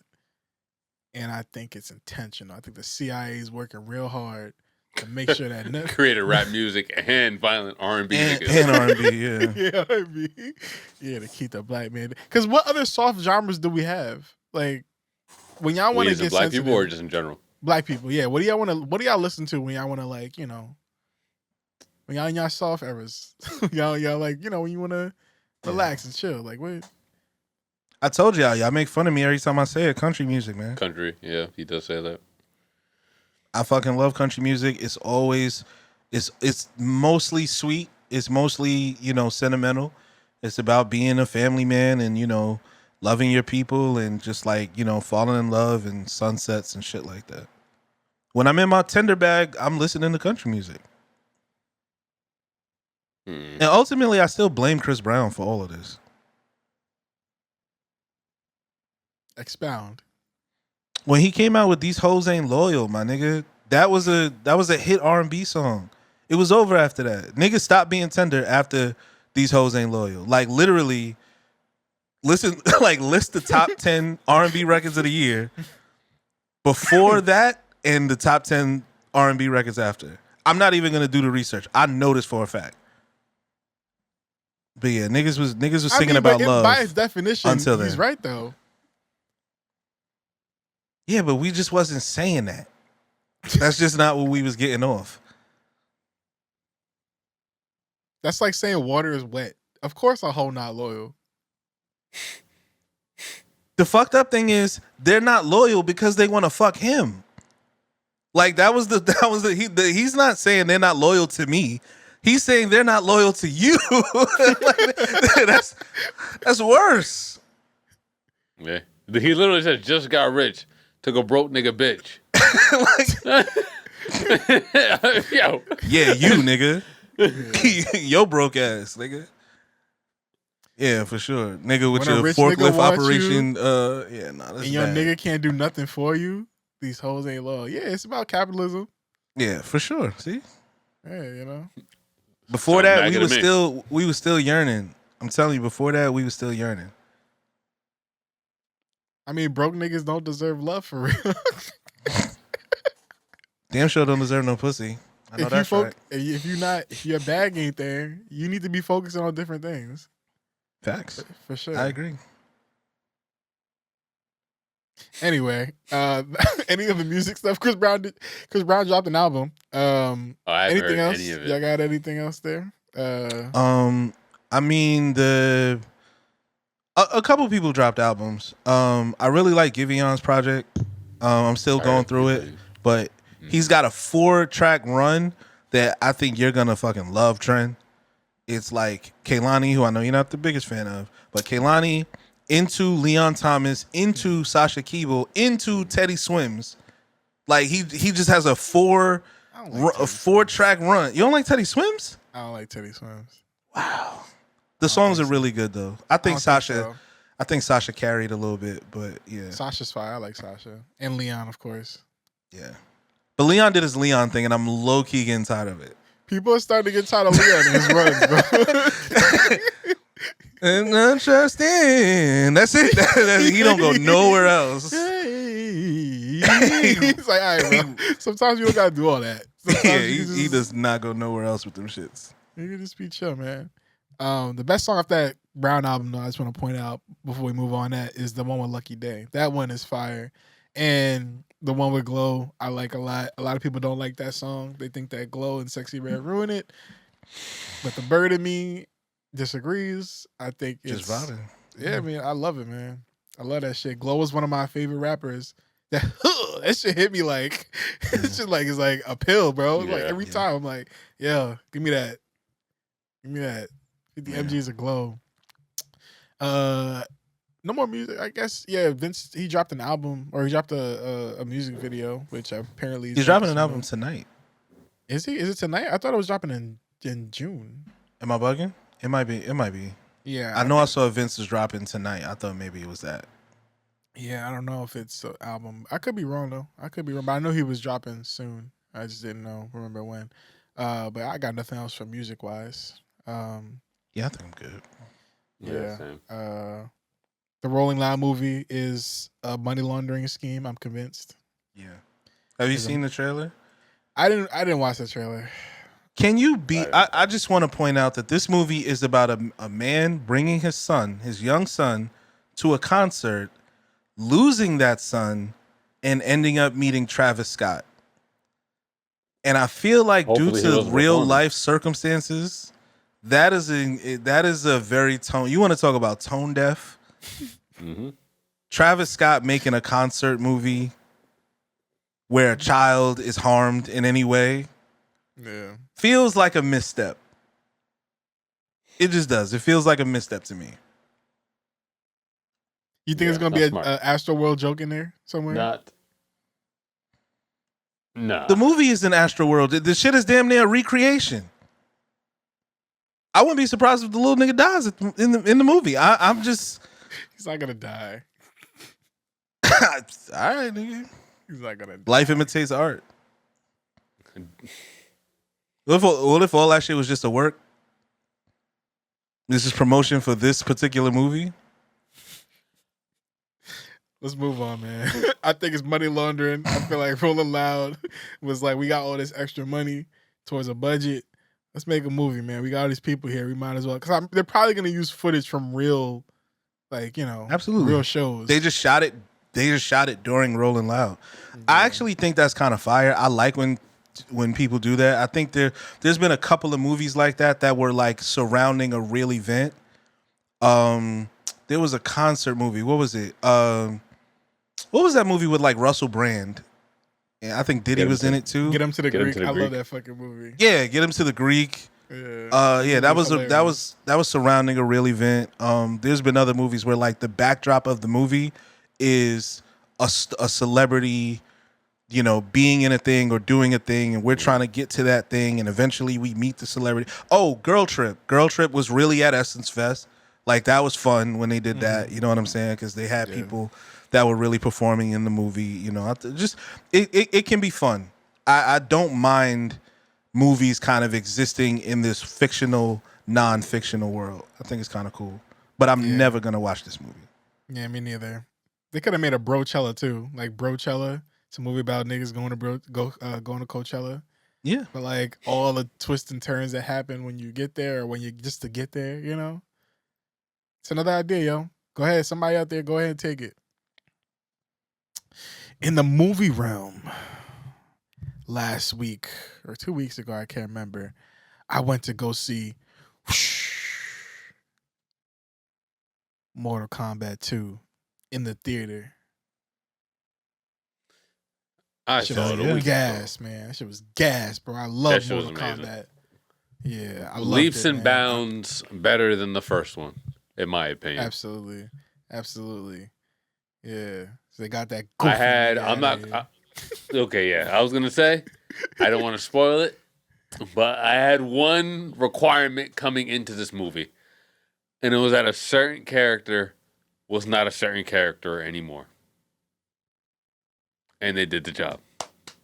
It did, man. Great storytelling. Minimal really screen, good fights. minimal screen time, minimal lines. Yeah. Loved it. Got that man up out of here. But yeah, I guess spoiler alert a little bit, not too much. I'm not gonna go too in depth just about the things that I enjoyed. Nah, yeah, I'm not. But yeah, them fights were really, really cool. That's what I really wanted to see, right? The story was very basic. Yes, it's a tournament, of course, it's Mortal Kombat, right? But it was really focused around bringing people in to like be a part of the tournament. Notably Johnny Cage, who was like, "You want me? I'm just an actor." Fucking hilarious. Shout out to we like to call him Keith Urban on this podcast. Yeah. I was waiting for him to call somebody a cunt. and then Cannon called somebody a cunt. Yeah. Yeah. So it works. Yeah, because Kano basically is Butcher, you know, when you really think about it. But I really did enjoy the little mini story in there. But a lot of the fights were great. The greatest fight for me by far, that I really enjoyed, that I'm probably gonna watch over again, like on YouTube, was the fight between brothers. I will leave it at that. Yep. That was really cool. Sad but cool. And I just didn't see that ending coming, you know. But not at all. That shit was heat. But yeah, that was fatal. That was definitely fatal. And of course, you know, when we got what's his name in there, Hanzo out here fighting, when they recruited him, I didn't even know how they were gonna introduce him into the movie. But that whole scene when they were in the garden and, you know, everything started to become more like what it actually was. I'm like, that's heat. I like how they did that. That's my dog. For real. That's the real one right there. Fuck is descendant. Yeah, that was heat, bro. Shao Kahn was fucking badass, dog. Yeah. Fucking badass. If I had one complaint, I didn't love the Quan Chi representation there. You know, they kind of made him look like a little hoe, a little bitch, a little softy. They made a pretty funny joke in there. But yeah, I didn't like the representation. But as this franchise continues to grow, and I'm sure they're going to try to keep on making more and more, I think his role in the entire universe will also grow as well, and we'll see him, you know, reach his true capabilities. Yeah, we still got mad people to meet. This was just MK2. Once we get into MK3 territory, there's mad other characters they can introduce. There's a lot of storylines that they can introduce. Quan Chi will definitely be back. When we get into them sorcerer realms, you still got Shinnok in there. Like, there's a lot of different things that you can introduce. And, you know, Quan Chi, he be bringing people back from the dead. So, and people died in this movie. So, you know, like, it's gonna happen. You know, like, he's gonna come back, and there's gonna be some sort of way that introduces some of the people that we've lost back into it. But yeah, it was really cool. I really enjoyed it. I feel like I'm doing an early prediction. I feel like I'm gonna enjoy this a lot more than a Street Fighter movie. Oh, for sure. It's not even gonna be close. Yeah, because I feel like Street Fighter might be going more in the opposite direction, where they might be trying to make their story interesting. Where it's like, nah, dog, you don't gotta do that. Wrong move. Don't do that. Wrong move. You know, I guess this is because Street Fighter just at its core doesn't really, like, at least Mortal Kombat, from all the Mortal Kombats that have been made, they've all had this charm of it's literally a tournament. Like, you're trying to save one of the realms. There's the good guys, there's the bad guys, there's the people that are kind of indifferent and stuff like that. But with Street Fighter, there really is there's no canon story. It's just representatives from different countries fighting, and at least from my understanding, it doesn't seem like there's a real story attached to it. Maybe there's some sort of story attached to, like, you know, the main character, I guess, you know, Ryu and Ken and Akuma being like the main evil person, or M. Bison being the evil people. But like, other than that, I don't really see there being like a story that needs to be told when it comes to like Street Fighter. It's like a tournament. It just feels like they fighting, and I don't see how it's explained. But I'll see how it happens. But I don't see myself enjoying it. But maybe I'll go see it on bootleg. I might not go see that. When's that supposed to come out? That's coming out later this year, I September, don't know if I'm gonna see it. October. There's too much other heat coming out this summer. Yeah. This Oh, October. It's- Okay. it's- There's still much heat coming out in general this year. Yeah, that's later on, and I'm not really looking for it as much. But shout out to MK2. In the movie realm, still, I've been hearing a lot about this damn Obsession movie. I know I'm not really a horror buff, but I've heard that it's kind of taken the world by storm. And I wanted to ask y'all, what's going on, man, with like this horror, like the horror genre being like the most important genre for movies. It seems like I feel like every year we get one that's like the biggest movie ever. And I don't know if this has always been a thing every year and I just haven't noticed really, but it feels like these horror movies are really stepping it up and becoming like the most talked about movies of the year. I think there's a certain level of like visceral response to horror specifically that doesn't exist in other movies. I think at one time, like, everyone went to the movies to go see comedies. Like, I think like when we were coming up, that was like the thing. You went to go see what was it, Step Brothers? You know what I'm saying? You went to go see Anchorman. Project You went to go X. see Old School Project. Yeah, stuff like that. But now, if you're going to the movies, I mean, I think it's because of sound design. You know what I mean? Just the screens are bigger. You get a more visceral reaction going to see these horror movies. There was a movie that came out recently. I think it was called Undertone, where basically the whole movie is like audibly tense. It's like nothing. Things are happening on screen, of course, because it's a movie. But people keep telling people to go see the movie for the sound, and it's a horror movie. So I have no idea about the plot, but that's just all. The only thing I know about that movie is that the sound design is what makes it scary, and I can't wrap my mind around that. You know what I'm saying? But I think it's because of the way horror movies are made today. Then it's something that you have to go to the theaters to see. It doesn't hit the same from home. Whereas a comedy, a drama, you can kind of see that anywhere. I don't think it's that important. So you think it's like the theater culture is kind of keeping it alive a little bit in a way, like going And to just see it. the big ass screen and the sound. You know what I mean? Because like I think that's a big part of it. Jump scares are way worse when the sound is fucking 100 decibels. You know what I mean? Like so. You get a more. It's almost like going to a theme park. So I think that's basically part of it. thrill, yeah. Yeah. And I guess action movies are kind of in that same pocket. you know? Sure. Like big action based movies with explosions and gunshots. Man. And How many action movies do you see take off now that aren't already part of a franchise or a reboot or something like that? Yeah, I feel like John Wick was I know it's been like 10 years, but I mean, but it got franchised because it was such a hit. You know what I mean? Like John Wick, the first John Wick came out in what, 2014, 2016, something like that? Let me see. Yeah, it But weren't wasn't. they I don't think it basing was that forever off of, ago. like, You know what I'm saying? It 2014. definitely action wasn't. movies within itself, you know. They like were the selling that movie Bond based or off just the like secret it agent being types, Keanu Reeves. You know, they kind of it's kind of just cosplaying as another movie, as another franchise, but without actually having the name. Those John Wick movies are great because they follow that same principle of the Mortal Kombat. Like, hey, we're not trying to sell you on the story. They killed his dog. He's going after everybody. That's the story of John Wick 1. Yeah. And that shit is fucking phenomenal. That shit is It's like amazing. stages. It's like it's definitely built like a video game. John Wick had what, 5 lines in the last movie? No talk, I think just action. as the movies go on, he has less and less and less lines in each one. I think that's what the common thing is. So I don't know, man. Niggas are just like niggas in for the thrill. One of these movies, he's just gonna say, "I'm just here so I don't get fined," and start shooting people. It's like I wanted another movie. Here it comes. I'm just blindly killing people. Yeah, now Yeah. blasting. But yeah, unless it's like, a war movie, a reboot of fucking a Maverick movie or an MCU movie, I feel like you don't really see too many original action movies these days like that anymore.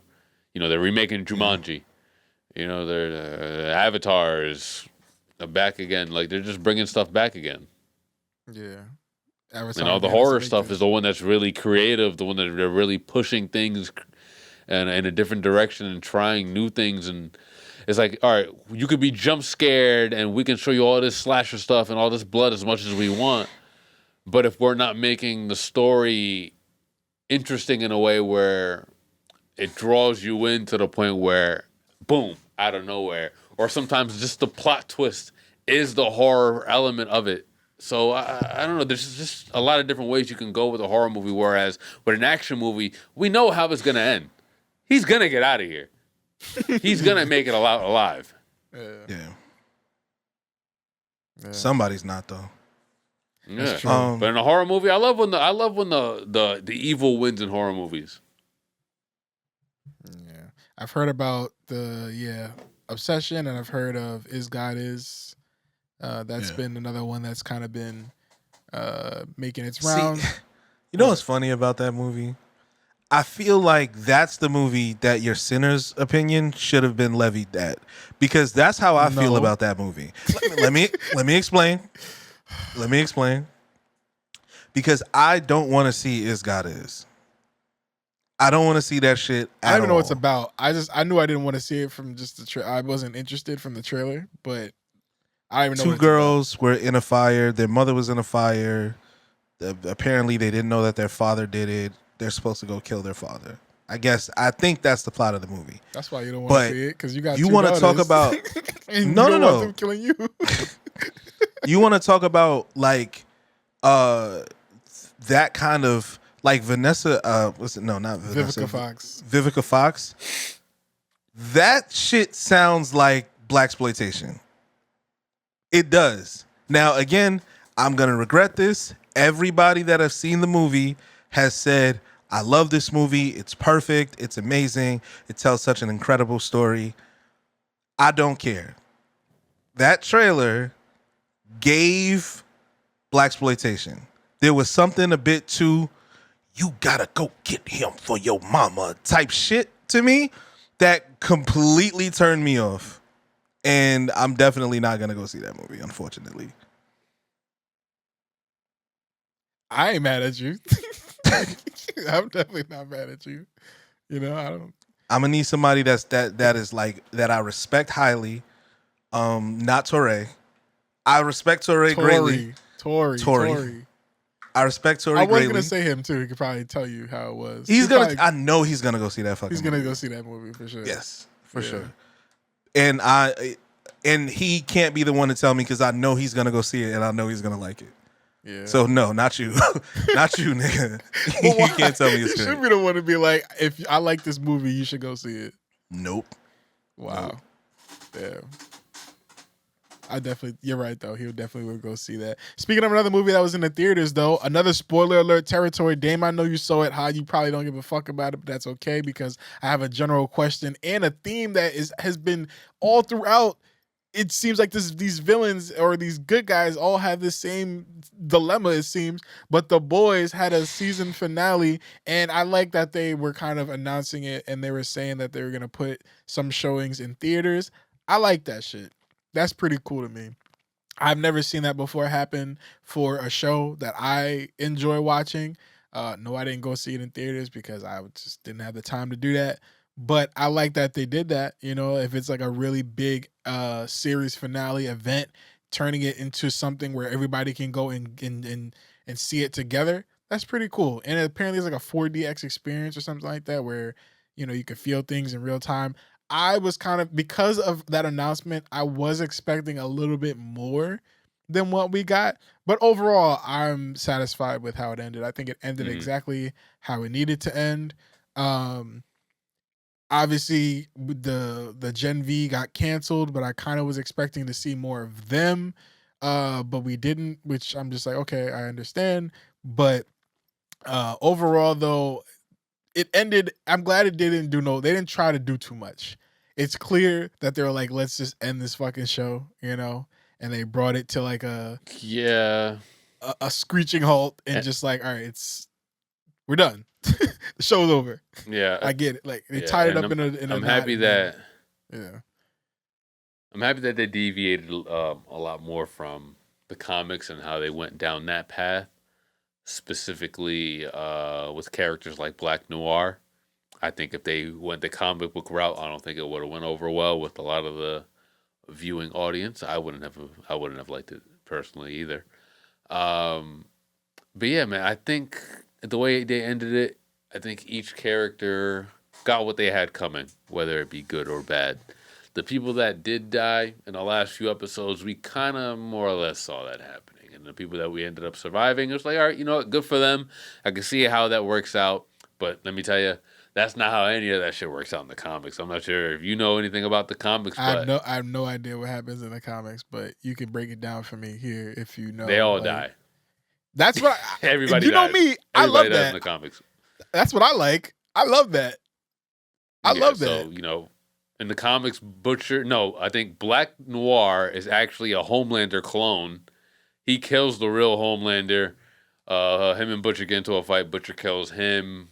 And Butcher's about to release the virus. Huey kills him, but Butcher also kills Huey. And yeah. Or does Huey end up dying? Or does Butcher, or does everybody else die except for Huey? I think that's what ended up happening, actually. Actually, I don't remember. One of the two. One of the two. At the end of the day, it ended up coming down to Huey and Butcher. I like the Huey. That was a good twist at the end. I like that last little, dilemma thing, right? Because we got the same argument. We just talked about it with the Viltrumites and Thetis, right? Of, listen, we need to genocide these superheroes. They're all bad. We need to get rid of them. This is the key. This is the answer. And one person being like, nah, not all of them. Some of them have redeemed themselves. I'm fucking one. They're not all bad. So I can't let you do this. But honestly though, I kind of did, and not that I'm saying I'm supporting like all the morals that this dude that Butcher has, but I do think that he kind of had a point. A lot of the soups kind of fucking suck, and as long as there's a power dynamic, right? Like there was nothing in the show to signify that the next generation was going to be better of the soups that have already been running shit and have been using their powers for evil. Like we kind of as the seasons went, we kind of went away from that. It focused more on the main people, like the Seven and stuff like that, and stopped focusing on like the many other soups out there that are just like fucking terrible, right? Mm-hmm. And yes, there are good people. There are good soups, but that was their way. Like the Gen V crossover was their way of being like, the next generation sees these evil people, and they're taking it a different route. Like seeing the good soups coming up versus like the older. There was a lot that they could have did with that, and that's why I'm confused at the show getting canceled, because that's kind of just life in a way. Like the older people are doing some shit. Yeah, the older people are doing shit that like are just, we don't agree with that shit anymore. We want to do things differently. We think that these people are bad. Like honestly, Gen V probably would have been like, yo, break that virus. Take it. Let's go. Like I don't need no fucking powers, or I don't need to, like, if I'm not here for a good reason, then why do I need to be here? They'd be a lot braver than some of the boys, right? But I don't know, man. That's kind of, me. I love killing off some major characters and some media. I didn't at this point. Maybe I need to watch the whole show again, but honestly, they could have went, man. I think a lot of them could have died for the greater good. If no soups means we can like get back to some sort of normalcy. Because listen, homeboy, what is normalcy? They've had soups since the early 50s, dog. Nobody on that planet at that time knows what normalcy is, except for the people that are like in their 80s and shit. We gotta build new. We gotta get rid of these soups, bro. All of them. Start bring the plague, bro. Get rid of them, man. There's an entity that needs to go down, but I think there's still a place for soups in the world. But it ultimately goes back to Captain America versus Iron Man. What side do you side on? You know? And in that You know what I universe, I'd probably be on the side of Captain America. You know what I thought, low key? In that one scene when I forgot what his name was, his son, Homelander's son, sees him on the news. I can't hear a word yet. You're lagging way too awful right now. I can't even make this out. Bro, this Sorry, Riverside I has don't know been why. ass today, bro. Jesus. I don't know what that is. Hello, can you hear me? Hello, hello, hello. Better? Yeah, I can hear you Yeah, now. you're good. Yeah. 7. Still lagging. 7. That delay is crazy. Hold on, I'm gonna stop. Hold on. So what I thought was gonna happen with Homelander's son, because they were kind of like really focusing on the shots of him and having some anger of seeing his dad get killed on TV. It's just crazy, you know. And even though he's like on the right side of history, you kind of expect that like evil streak to still be in there somewhere. When we found out about a certain side character being dead when Butcher went to go check him, I was like, did he do that? No. For a second, I thought, because he was nowhere to be found, and I was like, did he do that? I thought that's what was happening, and I was like, oh shit. Like that's a good dilemma to have, of like, we got to get rid of all these soups, because they all have that power to be like, you know, like was seeing his dad die on TV, even though he didn't really believe in his values, was that the thing to make him snap and do some like malicious ass shit? That's what I thought was gonna happen. But I liked Huey versus Butcher, you know, and I think Butcher still had a point. But it brings me to this point that I'm gonna say is, how many more villains are we gonna get with the same point, which is that people are ultimately, you know, evils to themselves, but it's like it's just take another group, and it's like we need to get rid of all of this group of people. And there's one person that's like, nah, man, I don't think we should get rid of all the people. It's like we keep seeing that theme in everything, you know, and it's like a big theme because it works, right? Like mass execution of a group of people that we don't agree with. I feel like that's like a common thread in media these days, and I'm wondering if it's like definitely a this go-to. should have been a thing. I feel like it's a common thing that's been used plenty of times before in the past. I'm trying to think of some shows or some situations from shows off the top of my head, but I feel like it's very common. Somebody, what in Avatar did they have that? Well, they did get rid of a whole All the airbenders. Yeah, all the airbenders. And then I guess there were other people that were like, we need to get rid of all these firebenders. Right? So it all comes down to let's exterminate a group of people. I think it's mostly just about balance. They're trying to like in some type of sick way, they're trying to create balance. But you know, in a mostly fucked up way. Yeah, what makes your side of the teeter-totter? Oops. Word. Sorry. Hi, hello? Can y'all hear me? There you Can go. y'all hear me? Can y'all hear me? No, it's still pretty bad. I can hear you now, That's yeah. crazy. Every time we start recording, fucking Riverside, bro. Yo, every you now know and you again. you know how it always says that you can only hear the hellos. Can you hear me? But never Yo, nothing dead else. ass. Yo, for real. Y'all That see shit me is though? so weird, bro. That's exactly see? what's happening. Yeah, I can see You're you, but super it's like delayed, bro. yeah, it's delayed pretty bad. Like you're talking, 8. but you're not talking. 8. Why did it I go just back know to that was delay late. again? We were so fine, bro. What's going on? All right, I'm gonna wrap it up. I don't know, man. We'll just try not to like talk over each other. Let me wrap it up. As long as y'all can hear me talking, then we could, you know, we can. We only got one finish it more up. anyway. Yeah. But all I'm saying is that in terms of the balance thing, what makes your side of the teeter-totter the side that you think it needs to weigh the heaviest? Like, why do you feel like you're Just on the right because side that of history? morality has weight to it. You know what I'm saying? It's like there's the right thing, but then there's the right thing. Yeah. You know what I mean? And the more personal right thing instead of the save everybody right thing that's kind of just so like, yeah, it just seems like, that seems like the right answer, right? But no.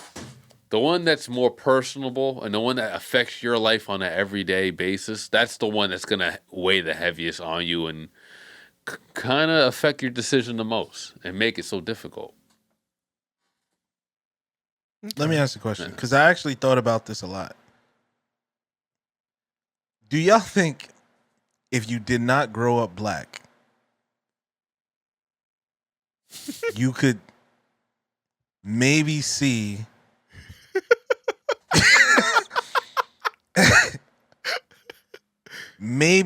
what everybody's talking about?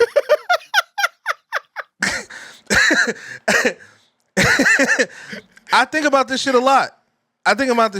Like, am I correct, or am I just a nigga?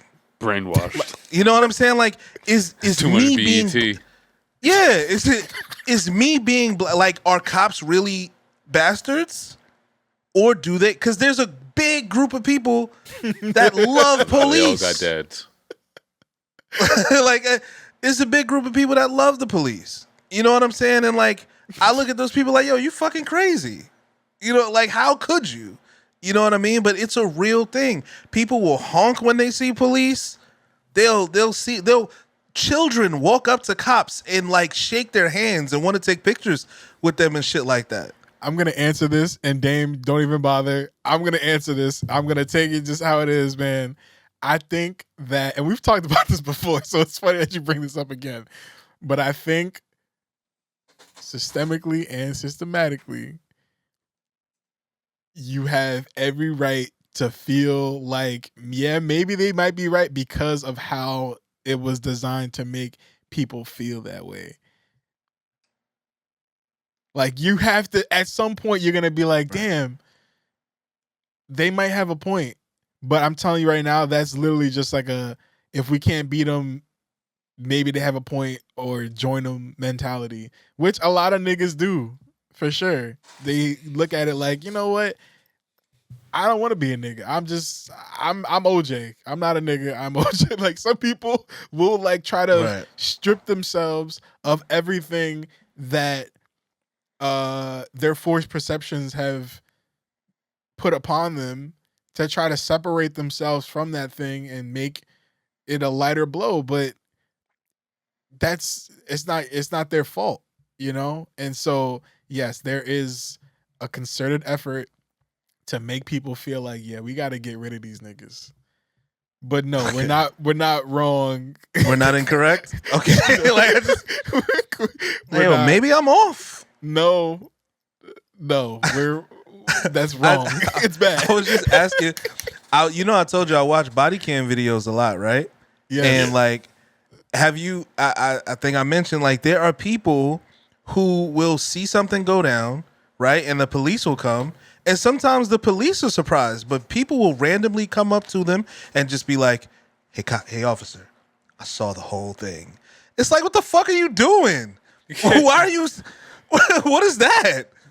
Mind your business. You know what I'm saying? Like, what compels you to go tell the police what you saw? Like, I don't know what that is for. Who is that for? Because systemically and systematically, they have been seen as the authority and the ones that know all and the ones that are supposed to bring order and justice. Bro. And they're supposed to be there. They're on that side of the teeter-totter that's like, this is the right way to handle. It's the right thing to do. Yeah. It's like, nigga.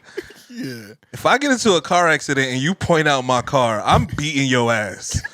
I'm 100% smacking the shit out of you, bro. Yeah. That's crazy. Yeah. No, that's that was a lot.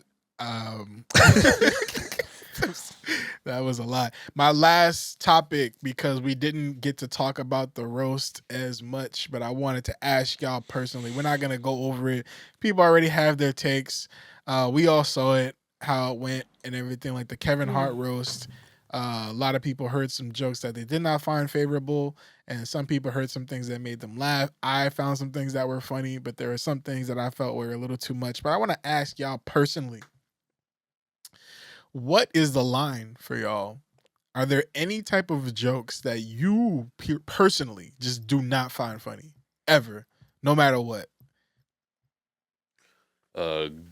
Grape jokes. That's a good one. Those are out. Long time out now. Okay.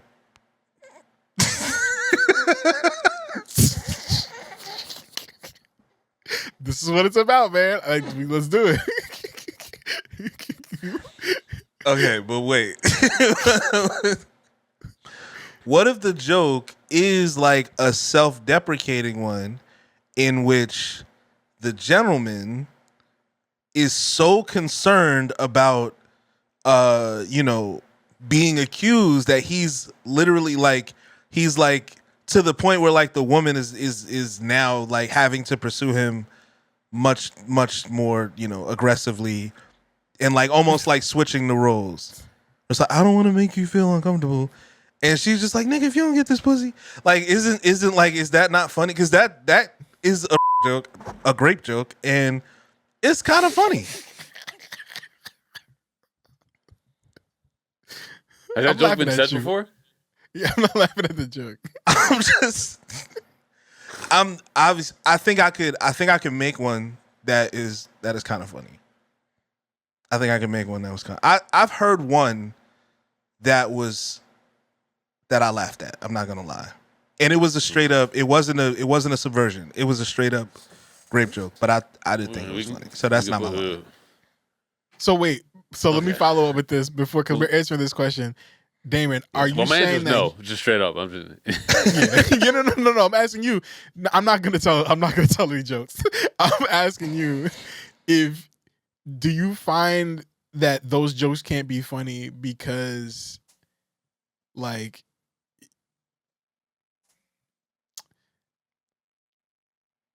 the people around you that you care about, or like you personally are like, they're not funny. Yeah, you're like, it's never gonna make me laugh ever. Yeah, I just don't think that's something that, I don't know. I just don't think that's something that's like funny not necessarily funny to joke about. It's just not going to be funny to me. Not because it has affected my life in a personal way before or anything like that. It's just, I don't know. I never found those jokes funny after a certain time. Like maybe when you're like fucking 2008, 2009. How old was I back then? I don't even, off the top of my head, can't even think of it. But nah, yeah, I think just in this day and age, like, I don't know, those jokes just don't hit no more like they used to, dog. Yeah, I think it's fair to say that unless it happens to you, or like when you're young, right? And unless it happens to you, or like you don't understand the severity of it. And even when you're young, sometimes you don't understand the severity of it until you get older and understand like things that might have happened to you or somebody around you, right? You're just maybe finding it funny because it's edgy or something that people tell you not to do, and so you find some humor in it, right? I don't know, but yeah, I agree. There's nothing really funny there. But what about you, Hod? Personally, where's the line for you? It's not so much a line, but jokes that I just don't find funny are like most jokes about people's appearance, like fat jokes or like dark skin jokes and shit like that. They tend to just not be funny to me. You know what I mean? Like I think it's actually pretty hard to make a black is the street joke, and you know what I'm saying? Like I just don't find them funny. I never really found them funny, and y'all be joking on some bad bitches sometimes. It's kind of like goofy to me that like there's beauty in like so many different shapes and sizes and colors and like vibes that it's like it's typically it exposes more about the person making the joke than it does about the person receiving the joke. And you got a lot of people that have like gone through their life thinking they were ugly or thinking they were unattractive.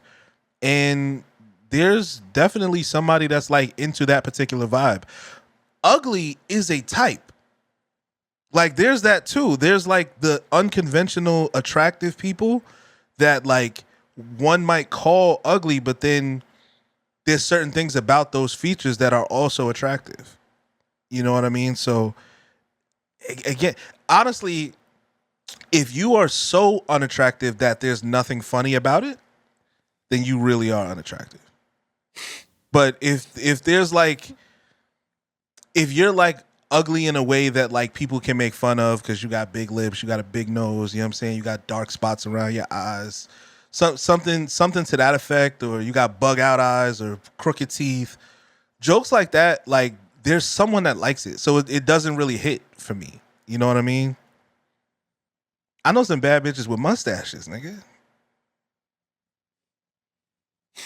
I can make that drop.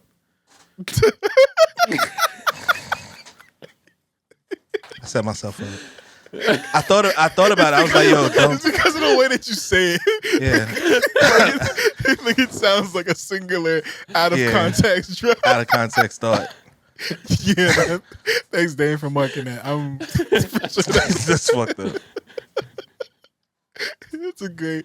I really gotta start. You get at this shit, man. Like, I really gotta start watching what I say around John. That's a great hook. Like that's a good hook. Like you're scrolling down, you see an article, and it's like, I know some bad bitches with mustaches, nigga. I'm clicking it. I'm reading it. You hooked me. I'm like, I'm in. I have a mustache. So I gotta see bitch. what this nigga talking about. Yeah, For sure. yeah. Let's Like, what do you mean by that? Yeah, yeah. This one is no surprise to me. I feel like it's never funny. I don't like any type of cop jokes because I don't fuck with cops. And so any type of them jokes of stop resisting and like just they're shooting at something, it's like I don't think that's funny because that should be happening, you know? And like it's just not. I don't think anybody that's ever making those jokes are ever in the position to make those jokes because to them they're laughing at something that isn't really a real reality to them. And so it's never the people making, unless the people that are most marginalized from those aggressors are making those jokes, then I don't ever find it funny. And even then I'm still not usually gonna find that shit funny. But any type of cop representation, any type of cop jokes, or you know them shooting at people, or just I never really find that shit funny at all, and I don't think that this should be made ever because it's just too. This ain't some shit that we should be joking about. It's an ongoing problem, you know. So that's just my personal line for sure. Word. Yeah. And all that to say that I laugh at a lot of shit, you know? And while there might be some things that make me laugh that shouldn't make me laugh, I can still flat out say that it didn't make me laugh because it was funny. It made me laugh because I fucking laugh at everything. You know, like there's certain shit that just makes me laugh because it's maybe of how absurd it is. And in the moment, a lot of those jokes that were at the Kevin Hart roast might have made me laugh because I'm like, damn, that's dark. That's insane. But when you think about the person saying the joke or the person like actually holds certain belief, like there's certain jokes that just aren't as funny when the messenger themselves isn't a funny person outside of this joke they're telling. No, I don't want to hear a white supremacist talking about how black this bitch is. No. Like, no, this bitch is so black. I don't want to hear that from you. I'm sorry. No, it's not funny. It's not funny. And I know I'm probably lagging again, but that's it. Word. That's all I got. I'm done on that. But we did it. It's happening again, yo. We should just wrap it up. We need our money back, bro. Riverside is pissing me the fuck off. This is crazy. Yeah. Yeah, Riverside. You still here with us? Y'all hear me? She's still with us. It's crazy. R.I.P. Wish my dog was still here, man. Yeah. Look at him. I miss him. Hello? No, I'm fucking Jesus exhausted right now. Yeah, nah, we gotta wrap up. We gotta wrap up fairly quickly. Riverside has been ass. Honestly, it was ass during the Mecca and Jamila thing too. Yeah, we were just rolling. Yeah. Holy shit, man. Why would Riverside do this shit? Hell. Yo, let's just wrap this up, dog. Yeah, I was saying I'm done. I did it. We did the Yeah, thing. we gotta wrap, bro. I'm ready. This shit is I'm ready to terrible go. out here. Yeah. Can y'all hear me again? Like I keep seeing this reconnecting shit. Kind of. Hello? I can hear you, but yeah, this delay is bad. I think it's This because delay is crazy, we're bro. just recording. Let's just get into Wicked Radio, bro. Yeah, Wicked Radio. Go ahead, Dame. You do it, bro. Honestly, let's not even play the songs. Just do No, it, word. say it, and then just say the song you're playing, and then Yeah, for real. Honestly, What? no, we probably shouldn't actually play the songs because Yeah, it would let's have just- to play through Trendell. We can't even freaking hear him right now. Yeah, we can't hear him. All right, yeah, we're just gonna add our songs to the fucking Spotify and call it. Yeah. Yeah. That's it, man. So whether Um, you guys actually get to hear this song or not, the song that I'm adding to Wicked Radio, our playlist that is available on Spotify. It's about 350 songs at this point, over 10 hours of music. Mega playlist. Go on there, updates every single time we record. Song I'm going to be playing for you this week is called Flight Risk, Genevieve and Freddie Gibbs. Okay. Maybe you heard it, maybe you didn't. That was Flight Risk by Genevieve, Freddie Gibbs, and hold on, there's one more feature on here that I just forgot, and it's not. Why does it say music? Salimata. Why is everything updating? Riverside, Spotify, it's all stupid. Yeah, the Spotify playlist is looking fucking nuts to me right now. My song this week is gonna be from the Giveon project, Beloved Act 2. It's the part 2 to Beloved, which came out last year, which was also incredible. The record I'm playing off of there is Replica featuring Sasha Keeble. I love Sasha Keeble. and I'm playing Act Normal by Isaiah Rashad. Did y'all get that? Heard you. Yeah. Okay, cool. Can y'all see me? Yes. Okay, cool.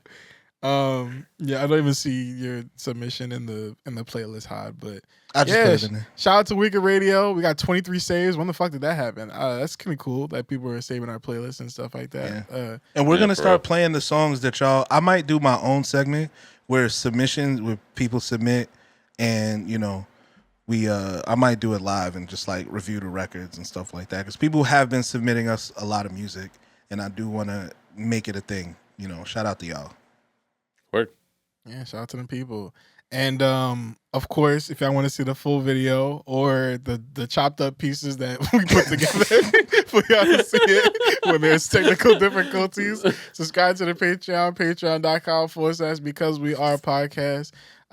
We love y'all. We appreciate y'all. Next week, we will be dropping the For All Nerds.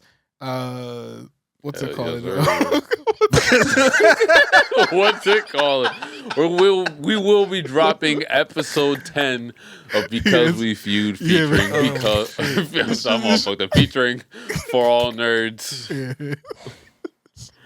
Check Alright, this that is- out. When is it premiering? Do we have a It's been- date exactly? We don't have a date yet, but it's coming. Follow us It's on gonna be there Instagram. at some point. Yeah. Follow us on Instagram. Follow us on YouTube. Follow us on TikTok. We'll send updates on there. Yeah, it's gonna be there, but sorry y'all. It's just when shit starts Yeah, to go this wrong, is fucking it starts us to go up. off It's the been a long rails. This is night. crazy. We've been here for a Yeah. minute.